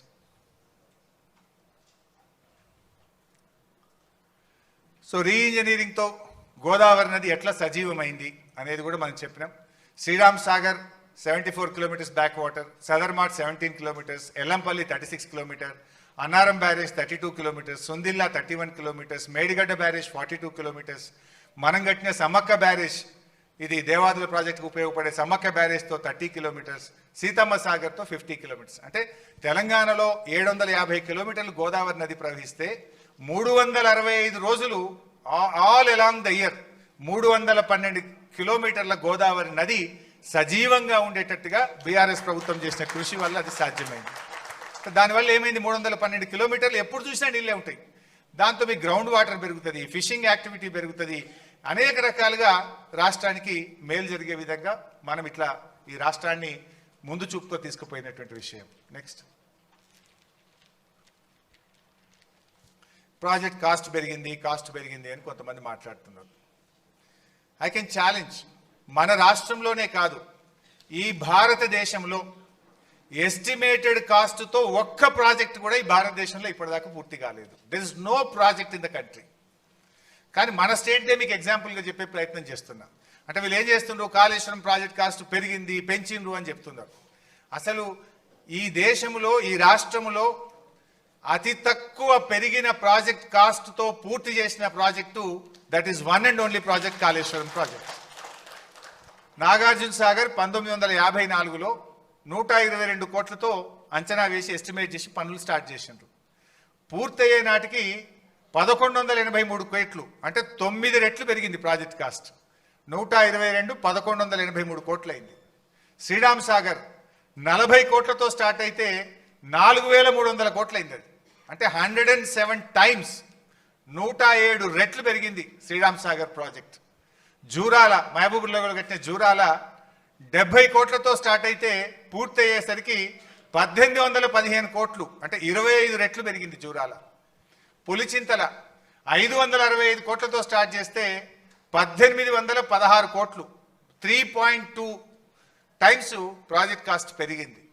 దెన్ సింగూరు 29 కోట్లతో స్టార్ట్ చేస్తే 169 కోట్లు, 5.7 రెట్లు పెరిగింది. ఎల్లంపల్లి 900 కోట్లతో స్టార్ట్ చేస్తే 2048 కోట్లు, 5.7 రెట్లు, అంటే యాక్చువల్ ఇంకా మూడోది కూడా ఉంది సవరణ, 5.7 రెట్లు పెరిగింది. దేవాదుల ఇంకా పూర్తి కాలేదు. బట్ యాజ్ ఆన్ టుడే 6,000 కోట్లతో స్టార్ట్ చేస్తే ఇప్పటికే 17,500 కోట్లు ఖర్చు అయ్యి 2.9 రెట్లు దేవాదుల పెరిగింది. మరి కాళేశ్వరంకి వస్తే 80,000 కోట్లతో డిపిఆర్ అప్రూవల్ అయింది. బీఆర్ఎస్ ప్రభుత్వం దిగిపోయే నాటికి అయిన ఖర్చు 94,000 కోట్లు మాత్రమే. 80,000 కోట్లతో ప్రాజెక్ట్ రూపకల్పన జరిగింది. అది 3rd TMC కూడా కలిపితే 1,27,000 కోట్లు ప్రాజెక్ట్ కాస్ట్ మనం ఫైనల్ కాస్ట్ వచ్చింది. హార్డ్లీ పూర్తయితే 1,50,000 కూడా దాటదు. అంటే డబల్ కూడా కాలే, నాట్ ఈవెన్ డబుల్. ఓ 2 రెట్లు కూడా కాలేదు. ఓన్లీ 0.5 పెరిగింది అంతే కాళేశ్వరం. మీరు ఏది చూసినా 9 రెట్లు, 107 రెట్లు, 25 రెట్లు, 3 రెట్లు, 5 రెట్లు, 5 రెట్లు, 2.9 రెట్లు. కానీ కాళేశ్వరం 0.5 మాత్రమే పెరిగింది. అంటే వీళ్ళు చేసేదంతా బట్టగాల్చి మీద వేసే ప్రయత్నము, దుష్ప్రచారం తప్ప కాళేశ్వరం ప్రాజెక్ట్ కాస్ట్ పెరిగిందనేటువంటిది శుద్ధ తప్పు. ఈ రాష్ట్రంలోనే అతి తక్కువ ఎస్కలేషన్తో ఒక ప్రాజెక్టు కట్టబడ్డది అంటే అది కాళేశ్వరం ప్రాజెక్ట్. నెక్స్ట్, సరే ఈ మధ్య కాంగ్రెస్ వాళ్ళు చాలా పంట పండింది, కాంగ్రెస్ వచ్చినాక ఇంత పంట పండింది అని చెప్తున్నారు ఈ మధ్యలో. మీరు నేను అడుగుతున్న సీదా ఒకటే ముచ్చట, కాంగ్రెస్ ప్రభుత్వం వచ్చినాక ఒక ప్రాజెక్ట్ ఏదైనా పూర్తి చేసిండ్రా? ఒక చెక్ డ్యామ్ ఏమన్నా కట్టినరా? ఒక్క చెరువు ఏమన్నా కట్టినరా? ఒక్క ఎకరానికి ఏమన్నా అదనంగా నీళ్ళు ఇచ్చిండ్రా? ఏంది అసలు మీరు చేసింది ఏంది? ఇవాళ ఇంత అద్భుతంగా పంట పండిందంటే 10 ఏళ్ల బీఆర్ఎస్ ప్రభుత్వము కేసీఆర్ గారు చేసిన కృషి. మిషన్ కాకతీయలో చెరువులు బాగా చేసినాం, పెండింగ్ ప్రాజెక్టులు పూర్తి చేసినాం. మీకు ఇంకా బెటర్ ఇలా లేదు ప్రజెంటేషన్లో, కానీ బీఆర్ఎస్ 9.5 సంవత్సరాల్లో 2 ఏళ్ళు కరోనా వచ్చింది, పనులు జరగలే.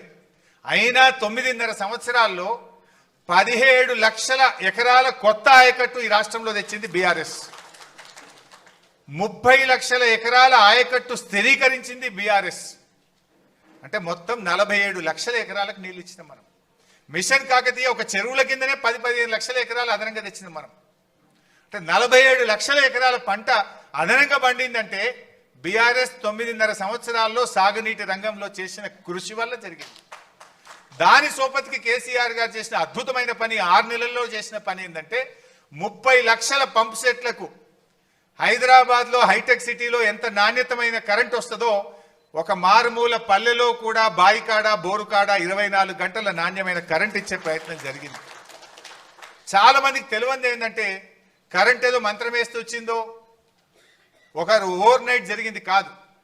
విద్యుత్ పంపిణీ వ్యవస్థను బలోపేతం చేయడానికి బీఆర్ఎస్ ప్రభుత్వ హయాములో 1,00,000 కోట్ల రూపాయలు ఖర్చు పెట్టడం జరిగింది. 1 lakh crores.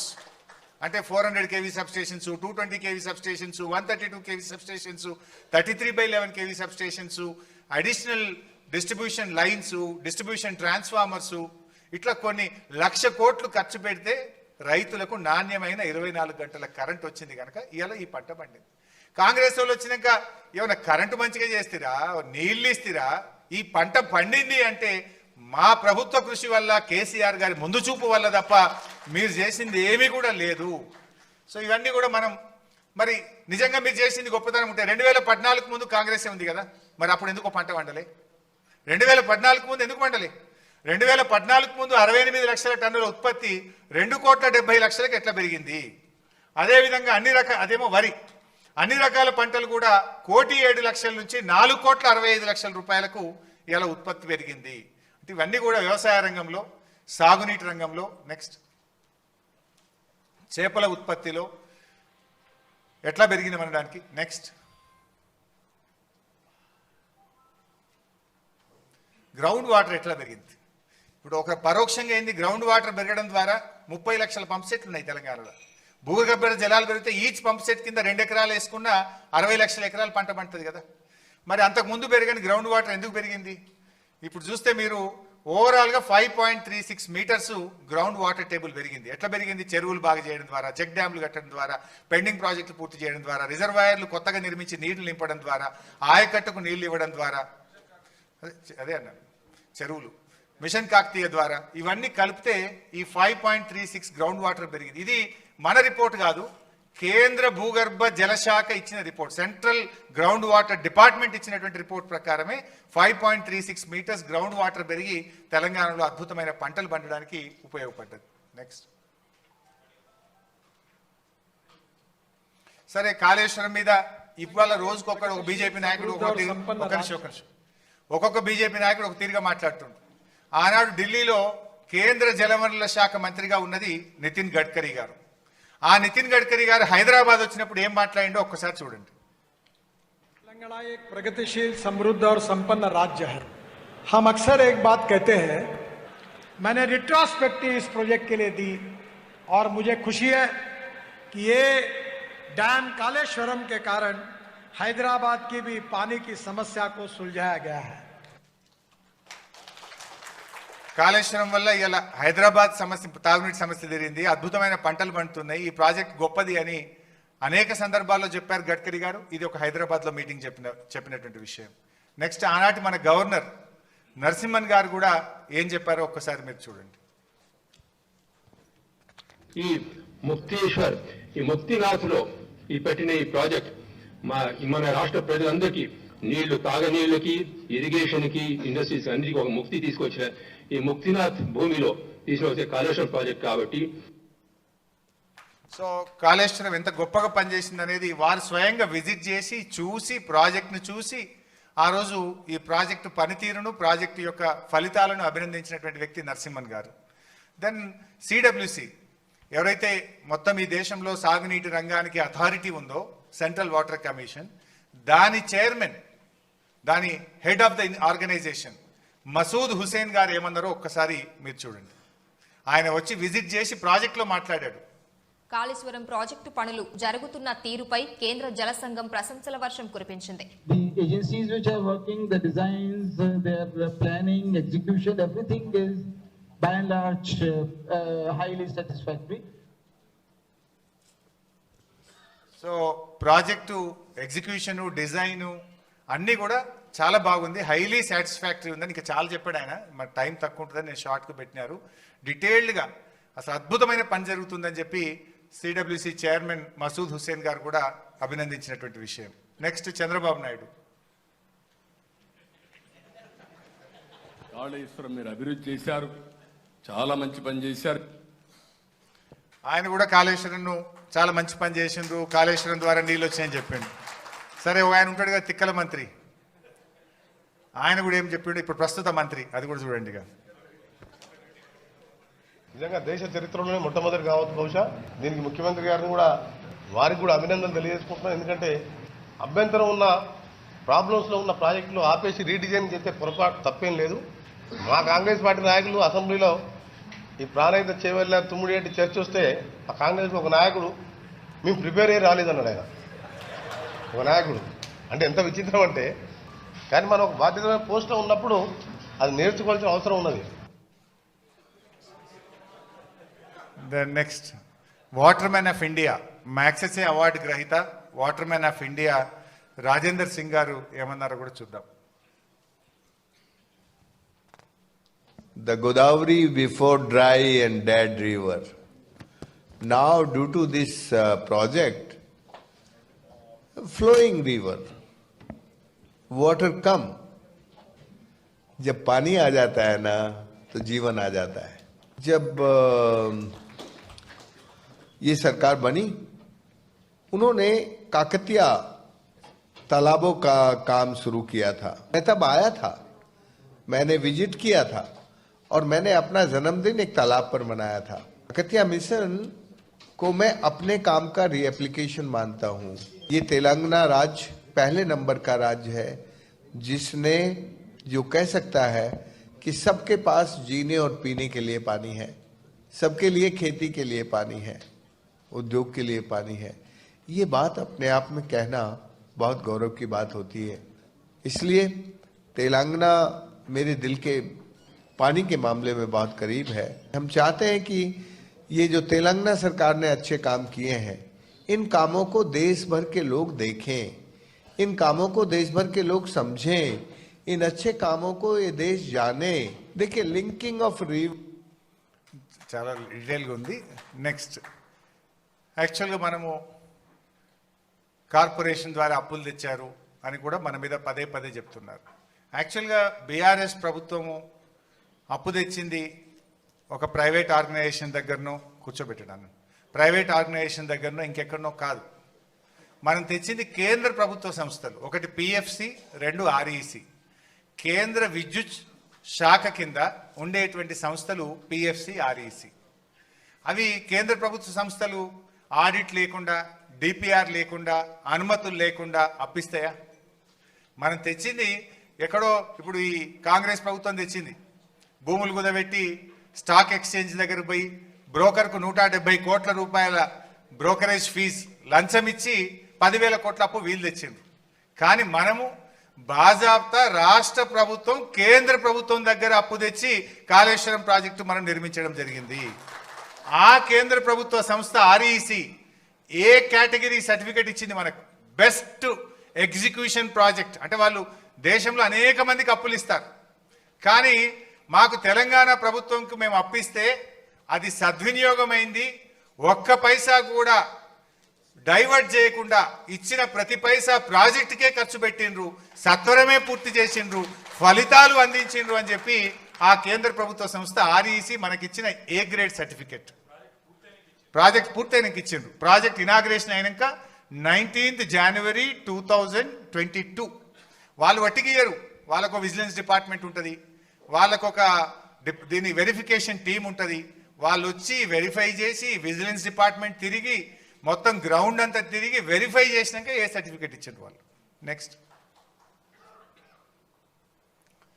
ఇది పంజాబ్ ముఖ్యమంత్రి భగవత్ సింగ్ మాన్, ఆయన కూడా వచ్చి చూసి ఈ ప్రాజెక్ట్ అద్భుతంగా కట్టిండ్రని వారు కూడా ప్రాజెక్ట్ సైట్లోనే మన రాష్ట్రాన్ని అభినందించిపోయినటువంటి విషయం. తర్వాత ఇది ఒక chief engineer, central water commission chief engineer KL Das అని, ఆయన మరీ అద్భుతంగా మాట్లాడిన ఆయన అయితే, అసలు Kaleshwaram project is engineering Marvel. అసలు నేను ఇంత గొప్ప ప్రాజెక్టును సిడబ్ల్యూసి చీఫ్ ఇంజనీర్గా నేను చూడలేదు. అనుమతులు ఇచ్చిన ప్రాజెక్టును మా పదవి కాలంలోనే పూర్తయి ఫలితాలు అందించిన ఒకే ఒక్క ప్రాజెక్టు కాళేశ్వరం ప్రాజెక్ట్ అన్నారు. జనరల్గా సిడబ్ల్యూసి అనుమతిస్తే వాడు రిటైర్ అయిపోయినాకనో, ముసలోడైనాకనో, చచ్చిపోయినాకనో ప్రాజెక్ట్ పూర్తవుతుంది. నర్మదా ప్రాజెక్టు 30 ఏళ్ళు అయింది, కానీ నేను అనుమతి ఇచ్చి నేను చీఫ్ ఇంజనీర్గా ఉండంగానే ఈ ప్రాజెక్టు పూర్తయింది అని చెప్పి ఆ CWC chief engineer KL Das గారు ఆ సైట్లో విజిట్ చేసి అభినందించినటువంటి విషయం. ఇన్ఫ్యాక్ట్ నేను ఇక్కడ ఇంకో పాయింట్ కూడా చెప్పాలి. ఇంతకుముందు వచ్చిన మసూద్ హుస్సేన్ చైర్మన్ కానీ దాస్ గారు నన్ను కలిసి, భాయ్సాబ్ మేము దేశం అందరికీ పాఠాలు చెప్తాం, మీ దగ్గర వచ్చి మేము పాఠాలు నేర్చుకుంటున్నాము అని వాళ్ళకు పర్మిషన్ తీసుకున్నారు. మేము దేశవ్యాప్తంగా ఉన్న మా సిడబ్ల్యూసి ఇంజనీర్లను మీ దగ్గర పంపిస్తాం, మీరు మాకు కొంచెం పర్మిషన్ ఇచ్చి దీన్ని చూయించండి, మా వాళ్ళకి ఎక్స్ప్లెయిన్ చేయండి అని చెప్పి వాళ్ళ టీమ్స్ పంపారు. 4 టీంలు వచ్చినాయి దేశవ్యాప్తంగా సిడబ్ల్యూసి నుంచి. 4 టీంలు వచ్చి చూసి విజిట్ చేసి నేర్చుకొని మన డిపిఆర్ కాపీలు తీసుకొని వాళ్ళు దేశం మొత్తం చెప్పుకున్నటువంటి గొప్పతనం ఇవాళ తెలంగాణకు ఉన్నది. నెక్స్ట్, కేటీఆర్ గారు అమెరికా వెళ్ళారు. అమెరికాలో ఉన్నటువంటి యూనివర్సిటీ మనకు enduring symbol of engineering progress and partnership అవార్డును American society of civil engineers Kaleshwaram ప్రాజెక్ట్కి ఇచ్చినటువంటి అవార్డు అది. అక్కడ మాట్లాడడానికి పిలిచారు American society of civil engineers.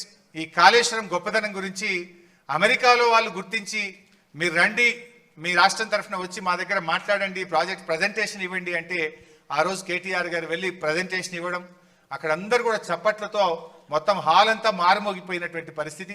ఆ రోజు మనకు వచ్చినటువంటి అవార్డు. నెక్స్ట్, ఈ మధ్య సుప్రీంకోర్టు కూడా ప్రపంచంలోనే అతిపెద్ద ఎత్తిపోతల పథకం, అద్భుతమైన ప్రాజెక్టు కాళేశ్వరం అని చెప్పి సుప్రీంకోర్టు కూడా ఈ మధ్య కాలంలో మాట్లాడినటువంటి వార్త. ఇది మీరు చూడొచ్చు, ఈనాడు దినపత్రికలో వచ్చింది. మన హైకోర్టు జడ్జెస్, ఒక టీమ్ ఆఫ్ జడ్జెస్ వెళ్ళి విజిట్ చేశారు ఒకసారి. ఇది I think in the year 2019 or 20. ఆ టైంలో వాళ్ళు వెళ్ళి అసలు కాళేశ్వరం అద్భుతం, ఇంజనీర్ల పనితీరు అభినందనీయం అని చెప్పి ఆ రోజు high court chief justice and team of judges కూడా వెళ్ళి మన ప్రాజెక్ట్ను అభినందించినటువంటి విషయం. నెక్స్ట్, సరే ఇందాక నేను చెప్పిన 1 ఎకరానికి నీళ్లు రాలేదు అంటే ఏ రకంగా నీళ్లు వచ్చినాయి అనేటువంటిది డీటెయిల్డ్గా ఇరిగేషన్ డిపార్ట్మెంటు అసెంబ్లీలో వైట్ పేపర్ సందర్భంగా ఇచ్చిండ్రు. ఇరిగేషన్ డిపార్ట్మెంటు కొత్తగా వచ్చిన కాంగ్రెస్ ప్రభుత్వానికి ఇచ్చినటువంటి రిపోర్ట్ ఇది. 20 లక్షల ఎకరాలకు కాళేశ్వరం ప్రాజెక్టు ద్వారా లబ్ధి జరిగింది. నెక్స్ట్, కాళేశ్వరం కుప్పగూలిందని ఎన్డీఎస్ఏ చెప్పిందని ఒక దుష్ప్రచారం చేస్తూ ఉన్నారు. వాస్తవానికి ఎన్డీఎస్ఏ ఏం చెప్పింది అనేది కూడా అక్కడ మనం మెన్షన్ చేసినాం. చాలా స్పష్టంగా చెప్పింది ఎన్డీఎస్ఏ. ఇది ఎన్డీఎస్ఏ రిపోర్ట్లో నుంచి చెప్తున్నటువంటి పాయింట్.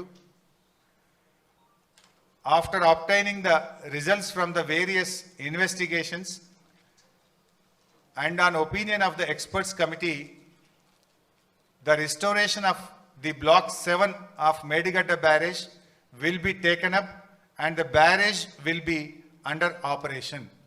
చాలా స్పష్టంగా వాళ్ళు 7th బ్లాక్ను తీసి మళ్ళీ కట్టడం ద్వారా బ్యారేజ్ను ఆపరేషన్లోకి తీసుకురావచ్చు అని ఎన్డీఎస్ఏ చెప్పినటువంటి నివేదికలో స్పష్టంగా ఉంది. కానీ వీళ్ళు కాళేశ్వరమే కుప్పగూలింది, మొత్తానికే పోయింది అంటున్నారు. ఎన్డీఎస్ఏ ఓన్లీ బ్లాక్ 7ను తీసి మీరు కొత్త బ్లాక్ మళ్ళీ కట్టడం ద్వారా దాన్ని ఆపరేషన్లోకి తీసుకురావచ్చు అని చెప్పి ఎన్డీఎస్ఏ తన నివేదికలో చాలా స్పష్టంగా చెప్పింది. ఇప్పటికి ఏడాది అర్థమైపోయింది. నెక్స్ట్, తర్వాత ప్రాజెక్ట్ నిర్మాణంలో నాణ్యత లేదు, డిజైన్లో లోపం ఉందని కూడా పదే పదే మన మీద బురద జల్లే ప్రయత్నం చేస్తారు. కాళేశ్వరం ప్రాజెక్ట్ కట్టిన తర్వాత 2022వ సంవత్సరంలో గోదావరి నది 500 ఏండ్ల చరిత్రలో 500 ఇయర్స్లో ఎప్పుడు రానంత వరద 29 లక్షల క్యూసెక్కుల వరదను తట్టుకొని ఆ మేడిగడ్డ బ్యారేజ్ నిలబడ్డది. నిజంగా డిజైన్ లోపం ఉంటేనో క్వాలిటీ లేకపోతేనో నది చరిత్రలో రానంత వరద 500 ఏండ్లలో రానంత వరద 29 లక్షల క్యూసెక్కుల వరదను తట్టుకొని మేడిగడ్డ బ్యారేజ్ నిలబడ్డది. అంటే ఎక్కడ కూడా అటువంటి డిజైన్ లోపం లేదు. ఈవెన్ ఆ 2 పిల్లర్లు కుంగిన తర్వాత కూడా కాంగ్రెస్ పార్టీ మినిమం జాగ్రత్తలు తీసుకోక ఇది ఆయన కొట్టకపోతే బాగుండని ఇచ్చిపెట్టారు. అయినా కూడా 2023లో 15 లక్షల క్యూసెక్కుల వరద వచ్చినా కూడా మేడిగడ్డ చెక్కు చెదరకుండా నిలబడ్డదంటే అక్కడ ఎటువంటి నాణ్యత లోపం లేదు. యాక్చువల్గా ఒక ఎర్త్క్వేక్ కూడా వచ్చింది. ఈ మధ్య ఒక రిపోర్ట్ కూడా వస్తుంది, గోదావరి నది ఆ లోయలో ఒక ఎర్త్క్వేక్ కూడా వచ్చింది అనేటువంటిది ఈ మధ్య ఎన్ఆర్ఎస్ఏ వాళ్ళు కూడా ఒక రిపోర్ట్లో చెప్తున్నారు. సరే, what ever is the reason, earthquake వల్ల జరిగిందా, దేని వల్ల జరిగింది చిన్నపాటి 2 పిల్లర్ల కుంగుబాటు. అచ్చా, ఎర్త్క్వేక్ వచ్చిన దాని తర్వాత ఎర్త్క్వేక్ కూడా వచ్చింది. ఆ ఎర్త్క్వేక్ను తట్టుకొని కూడా అది నిలబడ్డది. సో ఎర్త్క్వేక్ వచ్చినా ఇబ్బంది రాలేదు, 29 లక్షల క్యూసెక్కుల వరద వచ్చినా ఇబ్బంది రాలేదు. అంటే ఆ ప్రాజెక్టులో ఎక్కడ కూడా నాణ్యత లోపమో ఇంకోటో లేదు. అది జరిగింది కేవలం 2 పిల్లర్ల కుంగుబాటు మాత్రమే. నెక్స్ట్, ఇక పదే ఎలక్షన్ల ముందు రాహుల్ గాంధీ నుంచి మొదలుకుంటే రేవంత్ రెడ్డి దాకా 1,00,000 కోట్ల అవినీతి జరిగింది, 1,00,000 కోట్ల అవినీతి జరిగింది అన్నారు. అసలు బీఆర్ఎస్ హయాంలో మొత్తం ప్రాజెక్టు మీద పెట్టిన ఖర్చే 94,000 కోట్లు. ఇక 1,00,000 కోట్ల అవినీతి ఎడికెళ్ళవుతుంది? అంటే ఎంత గోబల్స్ ప్రచారం చేసిండ్రు అనడానికి ఇది ఒక ఉదాహరణ. రేవంత్ రెడ్డికి పిల్లనిచ్చిన మామనే చెప్పిండు. ఆ వీడియో కూడా చూద్దాం. నెక్స్ట్ ఏం చెప్పిండో చూడండి ఒకసారి.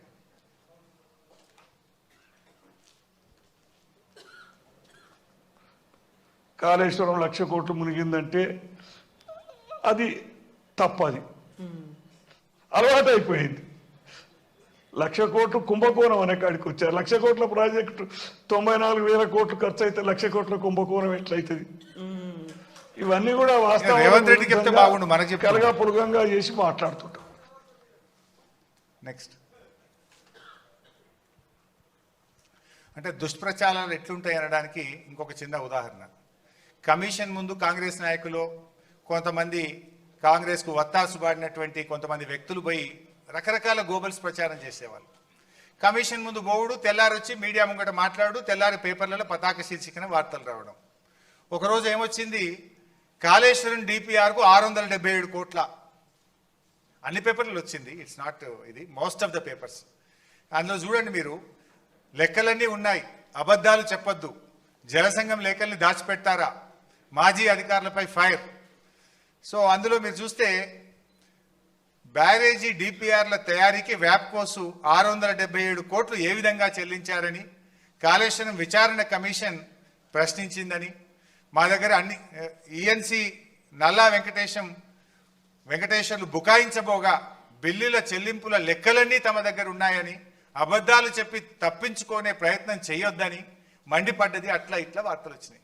ఓ లే మ్యాన్ పేపర్లు చదివితే ఏమనుకుంటాడు, అది గంత తిట్టిండ్రు, లెక్కలు మా దగ్గర ఉన్నాయంటుండ్రు, ఆధారాలు బాగా ఉన్నాయంటారు, నిజంగానే 677 కోట్లు ఇచ్చిండ్రా అని అనుకుంటారు కదా. ఆ పక్కన జీవో చూడండి, జీవో నంబర్ 40 2016 మేడిగడ్డ బ్యారేజ్ కట్టడానికి వ్యాప్కోస్ అనే కేంద్ర ప్రభుత్వ సంస్థకు మనం ఇచ్చింది 677 లక్షలు. ఆ జీవో చూడండి పక్కన, అంటే 6,77,00,000. అది మన గవర్నమెంట్ ఇచ్చే జీవో. అది 6,677,00,000. ఇక్కడ ఏంది 677 కోట్ల. అంటే ఇట్లా ఉంటాయి గోబల్స్ ప్రచారం. ఇచ్చింది 6 కోట్లు కానీ చెప్తుంది 677 కోట్లు. ఇది అన్ని పేపర్లు వస్తే నిజంగా లేవని ఏమనుకో, అంటే ఎట్లా దుష్ప్రచారం ఉందానికి ఇది ఒక ఉదాహరణ చెప్పే ప్రయత్నం చేస్తుంది. నెక్స్ట్, సరే ఎన్డీఎస్ఏ సంగతి ఇట్లుంది. ఈ ఎన్డీఎస్ఏది ఒకసారి మీరు కూడా అర్థం చేసుకోవాలి, దీని వెనుక ఉన్న రాజకీయాన్ని కూడా అర్థం చేసుకోవాలి. ఇప్పుడు గోదావరి నది మీద మేడిగడ్డలో 2 పిల్లర్లు కుంగినాయి. కుంగిన 2 రోజులకి ఊరికొచ్చింది ఎన్డీఎస్ఏ, 2 రోజులకు వచ్చింది. అప్పుడు మనకు ఏమైంది, అప్పటికే ఎలక్షన్ కోడ్ ఆఫ్ కండక్ట్ వచ్చింది, నెల రోజుల్లో ఎలక్షన్స్ జరగబోతా ఉన్నాయి. ఎంత హడావిడిగా ఎన్డీఎస్ఏ వచ్చిందంటే, యాక్చువల్ రూల్ ఏం చెప్తుందంటే ఆ రాష్ట్ర ప్రభుత్వం కోరితే ఎన్డీఎస్ఏ రావాలి, సలహా సూచన ఇవ్వాలి. మనం ఏం కోరలే, హడావిడిగా వచ్చింది, 2 రోజుల్లో వచ్చింది, 3 రోజుల రిపోర్ట్ ఇచ్చింది. అసెంబ్లీ ఎన్నికల ముందు ప్రాథమిక నివేదిక, పార్లమెంట్ ఎన్నికల ముందు మధ్యంతర నివేదిక, బీఆర్ఎస్ పార్టీ రజతోత్సవం జరుపుకుంటే తుది నివేదిక. కరెక్ట్గా టైంకి ఇస్తుంటుంది. దీనికంటే ఇంకా ముఖ్యమైన పాయింట్ నేను ఇక్కడ మీరు అర్థం చేసుకోవాల్సింది, ఇదే గోదావరి నది మీద అదే సెంట్రల్ వాటర్ కమిషన్, అదే ఎన్డీఎస్ఏ కట్టింది పోలవరం ప్రాజెక్టు. ఇదే గోదావరి జస్ట్ కింద, మేడిగడ్డ తర్వాత వచ్చేది మన సమ్మక్క బ్యారేజ్, దాని కింద సీతారామ బ్యారేజ్, దాని కింద లాస్ట్కి వచ్చేది పోలవరం. సో ఆ పోలవరం ప్రాజెక్టు ఇంకా చాలా ఇంపార్టెంట్ పాయింట్, మంచిగా వినాలి. ఆ పోలవరం ప్రాజెక్టుకు ఎవరు CEO? Polavaram is a national project, అంటే జాతీయ ప్రాజెక్ట్. కట్టేది ఎవరు? Central water commission. ఎన్డీఎస్సీ అంటే ఎవరు? సెంట్రల్ వాటర్ కమిషన్లో ఒక విభాగం. ఎన్డీఎస్సీలో ఎవరు పనిచేస్తారు? సిడబ్ల్యూసీ చీఫ్ ఇంజనీర్లే, సిడబ్ల్యూసీ ఇంజనీర్లే ఎన్డీఎస్సీలో పనిచేస్తారు. NDSC and CWC both are one and the same. వీళ్ళే అండ్ల పనిచేస్తారు, వాళ్ళే ఇండ్ల పనిచేస్తారు. సో మరి ఆ పోలవరం కట్టింది ఎవరు? CWC, NDSC. పోలవరంలో డయాఫ్రేమ్ వాల్ కొట్టుకపోయింది, దాదాపు 1500 కోట్ల నష్టం జరిగింది. Guide wall కొట్టుకపోయింది.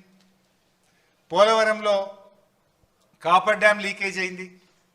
మరి ఇవన్నీ జరిగితే ఇది ఎప్పుడు జరిగింది? 4 ఏళ్ళు అయింది. ఇప్పటిదాకా ఎన్డీఎస్ఏ ఎందుకు పోదు అని నేను అడుగుతా ఉన్నా. ఈ మేడిగడ్డ మీద అంత అత్యుత్సాహం ప్రదర్శించిన ఎన్డీఎస్ఏ అదే గోదావరి నది మీద కట్టిన పోలవరంలో 1000 కోట్ల రూపాయల నష్టం జరిగి డయాఫ్రేమ్ వాల్ కొట్టుకుపోయి కాపర్ డ్యామ్లో లీకేజీలు వచ్చి గైడ్ వాల్ పడిపోతే అక్కడికి ఎన్డీఎస్ఏ ఎందుకు పోదు? 4 ఏళ్ళైనా ఎన్డీఎస్ఏ ఎందుకు పోలేదు? ఎన్డీఎస్ఏ అనేది ఇది బీజేపీకి ఒక జేబు సంస్థలాగా, అది కూడా మరో ఈడీ సిబిఐ లాగా తయారైపోయింది. అందువల్లనే ఇవాళ ఏమైంది, అక్కడనేమో ఇంతవరకు పోలే, ఇంతవరకు ఒక రిపోర్ట్ కూడా ఇవ్వలే 4 ఏళ్ళైనా. ఇక్కడ మాత్రం అసెంబ్లీ ఎన్నికల ముందు ఒకటి, పార్లమెంట్ ఎన్నికల ముందు ఒకటి, రజతోత్సవం ముందు ఒకటి. ఇలా ఇంకా ఇంట్రెస్టింగ్ పాయింట్ చెప్తా మీకు. ఆ పోలవరం కట్టింది, పోలవరంకు సెంట్రల్ వాటర్ కమిషన్ నుంచి ఒకరు ఉంటారు. దాన్ని ఏమంటారంటే CEO of Polavaram project authority. Who is that CEO? NDSA report ఎవరైతే ఇచ్చిండో గాయనే సిఇఓ ఉన్నాడా? కొట్టుకపోయినా కట్టినోడు, కట్టింది కొట్టుకపోయినాడు. ఎవరు? ఆయన పేరు చంద్రశేఖర్ అయ్యర్. ఆ చంద్రశేఖర్ అయ్యరే పోలవరం ప్రాజెక్టుకు సిఇఓగా ఉండి ఆయన కడితే అది కొట్టుకపోయింది. ఆయన వచ్చి మేడిగడ్డ మీద రిపోర్ట్ ఇస్తాడు. ఇక is the chairman of this NDSA. ఎవరి నాయకత్వంలో అయితే పోలవరం కట్టి కొట్టుకపోతుందో ఆడికి ఎవడు బోర్డు రిపోర్ట్ ఇయ్యడు. ఆయన్నే తర్వాత పోలవరం నుంచి మన జిఆర్ఎంబికి చైర్మన్గా పనిచేసిండు, తర్వాత ఎన్డీఎస్ఏకి పోయిండు. ఇప్పుడు ఆయన రిపోర్ట్ ఇస్తాడు, ఇక దాన్ని మనం ఇప్పుడు ఆమోదించాలంటారు. అంటే ఎంత రాజకీయ దురుద్దేశం దీని వెనుక ఉంది అనేటువంటిది మీరు అర్థం చేసుకోవడానికి పనికి వస్తుంది. నెక్స్ట్, ఇక ఇది కూడా ఒకటి ఇంపార్టెంట్. ఆ మధ్య మన మీద అనేటోళ్ళు నది లేని చోట ఎవరైనా జలాశయం కడతారా, నది లేని చోట గంత పెద్ద మల్లన్న సాగర్ కట్టచ్చా, రిజర్వాయర్లు ఏడగట్టినా నది మీద కడతారు కానీ నది లేని చోట కడతారా, భూకంపం వస్తుంది లేకపోతే ఇది వస్తుంది మొత్తం ఇదైపోతుంది అని చెప్పేటోళ్ళు. మన రాష్ట్రంలో నది లేని చోట ఇగో కండలేరు 68 టీఎంసీలు, గోరకల్లు 10, వెలుగొండ 41, వెలుగోడు 17, బ్రహ్మంగారి మఠం 17, అవుకు 7, అలుగునూరు 3, ఇక బొల్లంపల్లికి వద్దాం. ఇవన్నీ ఇన్ని రిజర్వాయర్లు ఆల్రెడీ నది లేని చోట ఉన్నాయి. ఇప్పుడు చంద్రబాబు నాయుడు కొత్తగా గోదావరి బంకచెర్లు అంటుండు కదా, అదే గోదావరి బంకచెర్ల మీద బొల్లంపల్లి దగ్గర 150 టీఎంసీల రిజర్వాయర్కి ఈరోజు ఆయన ప్లాన్ చేస్తున్నాడు. మరి మనం 50 టీఎంసీలది కడితేనే గంత పెద్దది కట్టాలనా, గన్ని ఊర్లు ముంచాలనా, గంత పెద్దది అవసరమా, నది లేని చోట కడతారా, భూకంపం వస్తుందని మాట్లాడారు. మరి ఇప్పుడు ఇవన్నీ గతంలో కట్టినాయి, మనకంటే పెద్దవి ఉన్నాయి 68, ఇప్పుడు 150 టీఎంసీలతో కడుతున్నారు. అంటే కేసీఆర్ గారు ఆ రోజు 100 ఏళ్ల ముందుకు ఆలోచించాడు. ఆయన రాజకీయం కోసం ఆలోచించలే. మల్ల రిజర్వాయర్లు కట్టలేం, హైదరాబాద్కు దగ్గరున్నది. రేపు హైదరాబాద్ త్రాగునీటి అవసరాలకు, పారిశ్రామిక అవసరాలకు మన మల్లన్న సాగర్ ఒక వరంగా ఉండాలని చెప్పి భవిష్యత్తు కోసం ఆలోచించి మల్లన్న సాగర్ కేసీఆర్ ఆ రోజు రూపకల్పన చేసి కట్టించారు. నిజానికి తక్కువ డబ్బుతో కట్టచ్చు, తొందరగా కట్టచ్చు, తొందరగా నీళ్ళు ఇచ్చి రాజకీయంగా లబ్ధి పొందొచ్చు. 4 రోజులు లేట్ అయినా సరే మల్ల ప్రాజెక్టు కట్టలేము. 100 ఏళ్ల ముందుకు ఆలోచించి 100 ఏళ్ల తర్వాత హైదరాబాద్ అవసరాలను దృష్టిలో పెట్టుకొని అంత పెద్ద అద్భుతమైన రిజర్వాయర్ను మల్లన్న సాగర్ కేసీఆర్ గారు నిర్మించారు. ఈ రోజు ఇవన్నీ ఇవాళ వాళ్ళు ఎందుకు మరి పిచ్చి చేసి 150 టీఎంసీలు ప్రతిపాదిస్తున్నారు బొల్లంపల్లి కాడ? మరి ఆడ ఏం నది లేదు కదా, గంత పెద్దది వాళ్ళు కడుతున్నారు కదా, మరి ఆడ భూకంపాలు రావా? ఆనాడు మన మీద చాలా మంది విమర్శలు చేసినారు, వేళ ఎవరు మాట్లాడతలేడు దాని మీద.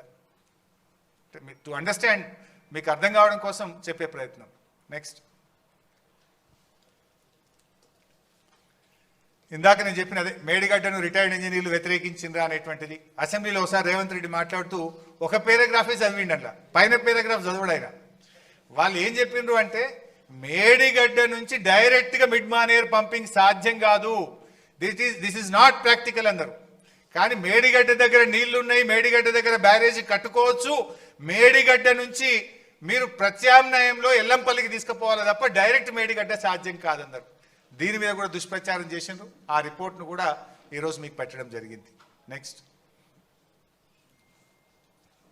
సరే ఇందాక కేటీఆర్ గారు కూడా చెప్పింది, ఇది కాంగ్రెస్ హయాంలో ఏం చేసి జరిగింది అంటే ఏడాది అర్థంలో ఒక ప్రాజెక్టు పూర్తయింది లేదు కానీ పెద్దవాగు కొట్టుకపోయింది, వట్టెం పంప్ హౌస్ మునిగిపోయింది, సుంకిశాల కూలిపోయింది, ఎస్ఎల్బీసీ టనల్ అయితే కుప్పగూలింది. అది మళ్ళీ పని కూడా రాదు ఇప్పుడు కాదు. ఆ ఏదైతే టీ బీమ్ మిషన్ ఉందో ఎస్ఎల్బీసీది అది కాదు, బయటకు రాదు, రిపేర్ కాదు. అంటే మొత్తం ప్రాజెక్టు భవిష్యత్తే ప్రశ్నార్థకమైంది. వీళ్ళ అవినీతి వల్ల, వీళ్ళ ఆగమాగం చర్యల వల్ల ఇవాళ ఎస్ఎల్బీసీ ప్రాజెక్ట్ ఆగమైపోయింది. ఇవాళ ఇంకొక విషయం కూడా మీరు గమనించాలి. ఎస్ఎల్బీసీ విషయంలో ఒకటి మాట్లాడుతుంటారు రేవంత్ రెడ్డి, బీఆర్ఎస్ 10 ఏళ్ళు పట్టుకోలేదు, బీఆర్ఎస్ పనే చేయలేదు అంటాడు. బీఆర్ఎస్ హయాంలో ఎస్ఎల్బీసీ ప్రాజెక్టు మీద 3,900 కోట్ల రూపాయలు ఖర్చు పెట్టాము. ఎస్ఎల్బీసీ టనల్లో ప్రాజెక్టులో భాగంగా దిండి రిజర్వాయర్ కట్టినాము, పెండ్లిపాక రిజర్వాయర్ కట్టినాము, 10 కిలోమీటర్లకు పైగా ఎస్ఎల్బీసీ టనల్ను బీఆర్ఎస్ హయాంలో పని చేసినాము. కానీ ఇది చెప్తలేరు వాళ్ళు, 1 కిలోమీటర్ తవ్వలేదు, 1 మీటర్ తవ్వలేదు అంటారు. 10 కిలోమీటర్ల టనల్ తవ్వినాం, దిండి బ్యాలెన్సింగ్ రిజర్వాయర్ కట్టినాం, పెండ్లిపాక రిజర్వాయర్ కట్టినాం. 3,900 కోట్ల రూపాయలు ఎస్ఎల్బీసీ ప్రాజెక్ట్ మీద బీఆర్ఎస్ ప్రభుత్వం ఖర్చు పెట్టింది. ఇంకో క్లాసిక్ ఎగ్జాంపుల్, నిన్న పోయి గంధమల్ల ప్రాజెక్టుకు రేవంత్ రెడ్డి శంకుస్థాపన చేసిండు ఆలేరు కాన్స్టిట్యున్సీలో. మరి గంధమల్ల ఒకవైపు ఏమో కాళేశ్వరం గుప్పగూలింది అంటాడు, 1,00,000 కోట్లు పోయినాయి అంటాడు. మరి గంధమల్లకు నీళ్ళు ఆడికెళ్ళి వస్తాయి, గంధమల్లకు నీళ్ళు ఆడికెళ్ళి వస్తాయి. ఒక్కసారి మూసికి ఫస్ట్ పెట్టు బాబు, ఫస్ట్ మ్యాప్ పెట్టు ఒకసారి, very first of the presentation, మొట్టమొదటి. అంటే వాళ్ళు చెప్తున్నది అబద్ధం అనడానికి మీకు ఈజీగా అర్థం కావడానికి Kaleshwaram is intact, Kaleshwaram project పనిచేస్తుంది కనుకనే హైదరాబాద్కు 30 టీఎంసీలు మూసీకి తెస్తా, హైదరాబాద్కు మంచినీళ్ళు తెస్తా అని టెండర్లు పిలిచిండు. తర్వాత ఇలా గంధమల్ల కొబ్బరికాయ కొట్టిండు.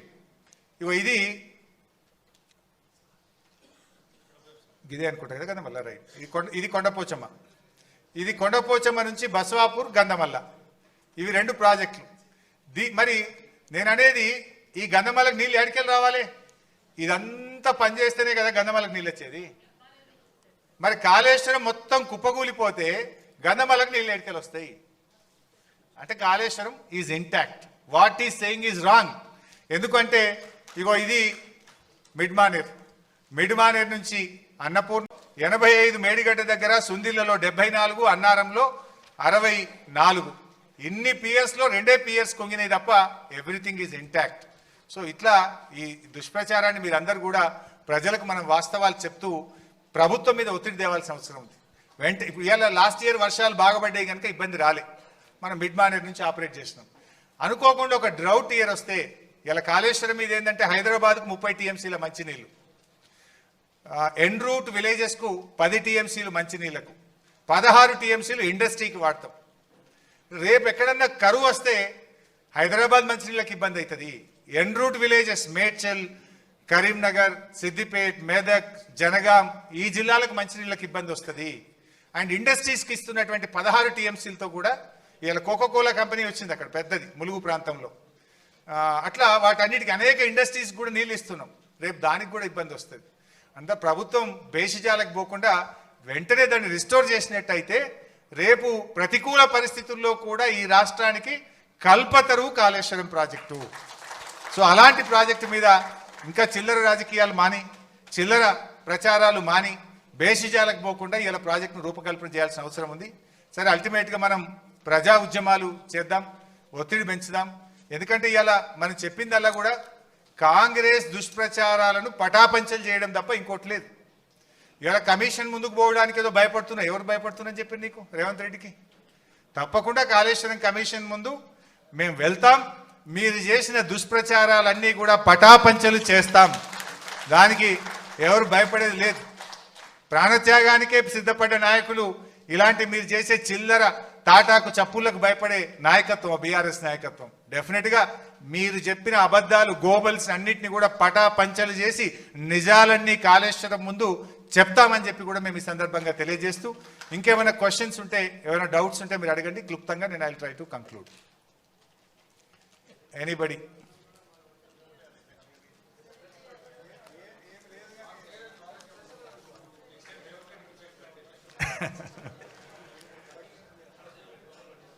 సో అన్న అన్న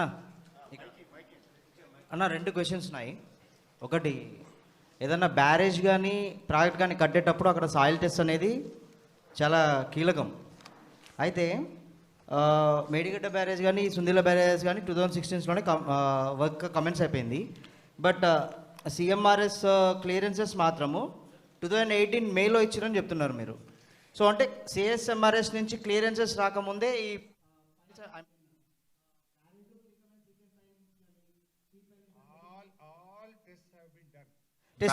చెప్తాయి. బ్యారేజీకి కావలసినటువంటి అన్ని రకాల పరీక్షలు చేశాం. నంబర్ 1, మన రాష్ట్ర డిజైన్స్ విభాగమే కాకుండా IIT Hyderabad, IIT Chennai, NIT Warangal వీళ్ళందరి సలహాలు, ఆయా డిపార్ట్మెంట్ల ప్రొఫెసర్ల యొక్క సలహాలు సూచనలు తీసుకొని అన్ని టెస్టులు చేసిన తర్వాతనే ప్రాజెక్ట్ ఎగ్జిక్యూషన్ జరిగింది. దానికి కంటిన్యూస్గానే అన్న, ఇప్పుడు యాక్చువల్గా బ్యారేజ్లో water store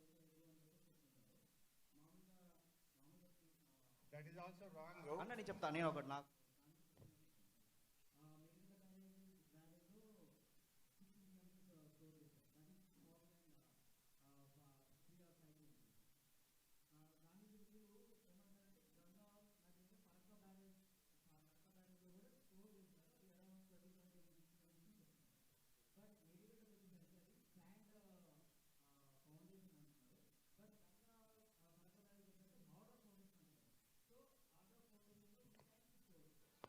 But it's not just Farakka barrage. There are many barrages on sand. దేశంలో అనేక బ్యారేజీలు కట్టారు, అవన్నీ కూడా ఇంటాక్ట్ ఉన్నాయి. ఇది కేవలం కొద్దిమంది మా విమర్శకులు చేసేటువంటి ప్రచారమే తప్ప ఇక్కడికి అటువంటిది ఇంకోటి ఏం లేదు. అండ్ ఇంకోటి, this was not decided by you or me. ఎవరు ఇచ్చారు అది? వ్యాప్కోస్. వ్యాప్కోస్ ఎవరు? It's a central government organisation, part of CWC. అక్కడ బ్యారేజ్ కట్టొచ్చు అని బ్యారేజ్ డిజైన్ను, బ్యారేజ్ను రూపకల్పన చేసింది, బ్యారేజ్ నిర్మించడానికి స్థలాన్ని ఫైనల్ చేసిందే సెంట్రల్ వాటర్ కమిషన్ యొక్క సబ్సిడరీ సంస్థ వ్యాప్కోస్. Neither it is decided by you or me or the state government. It is decided by CWC, WAPCOs and central government.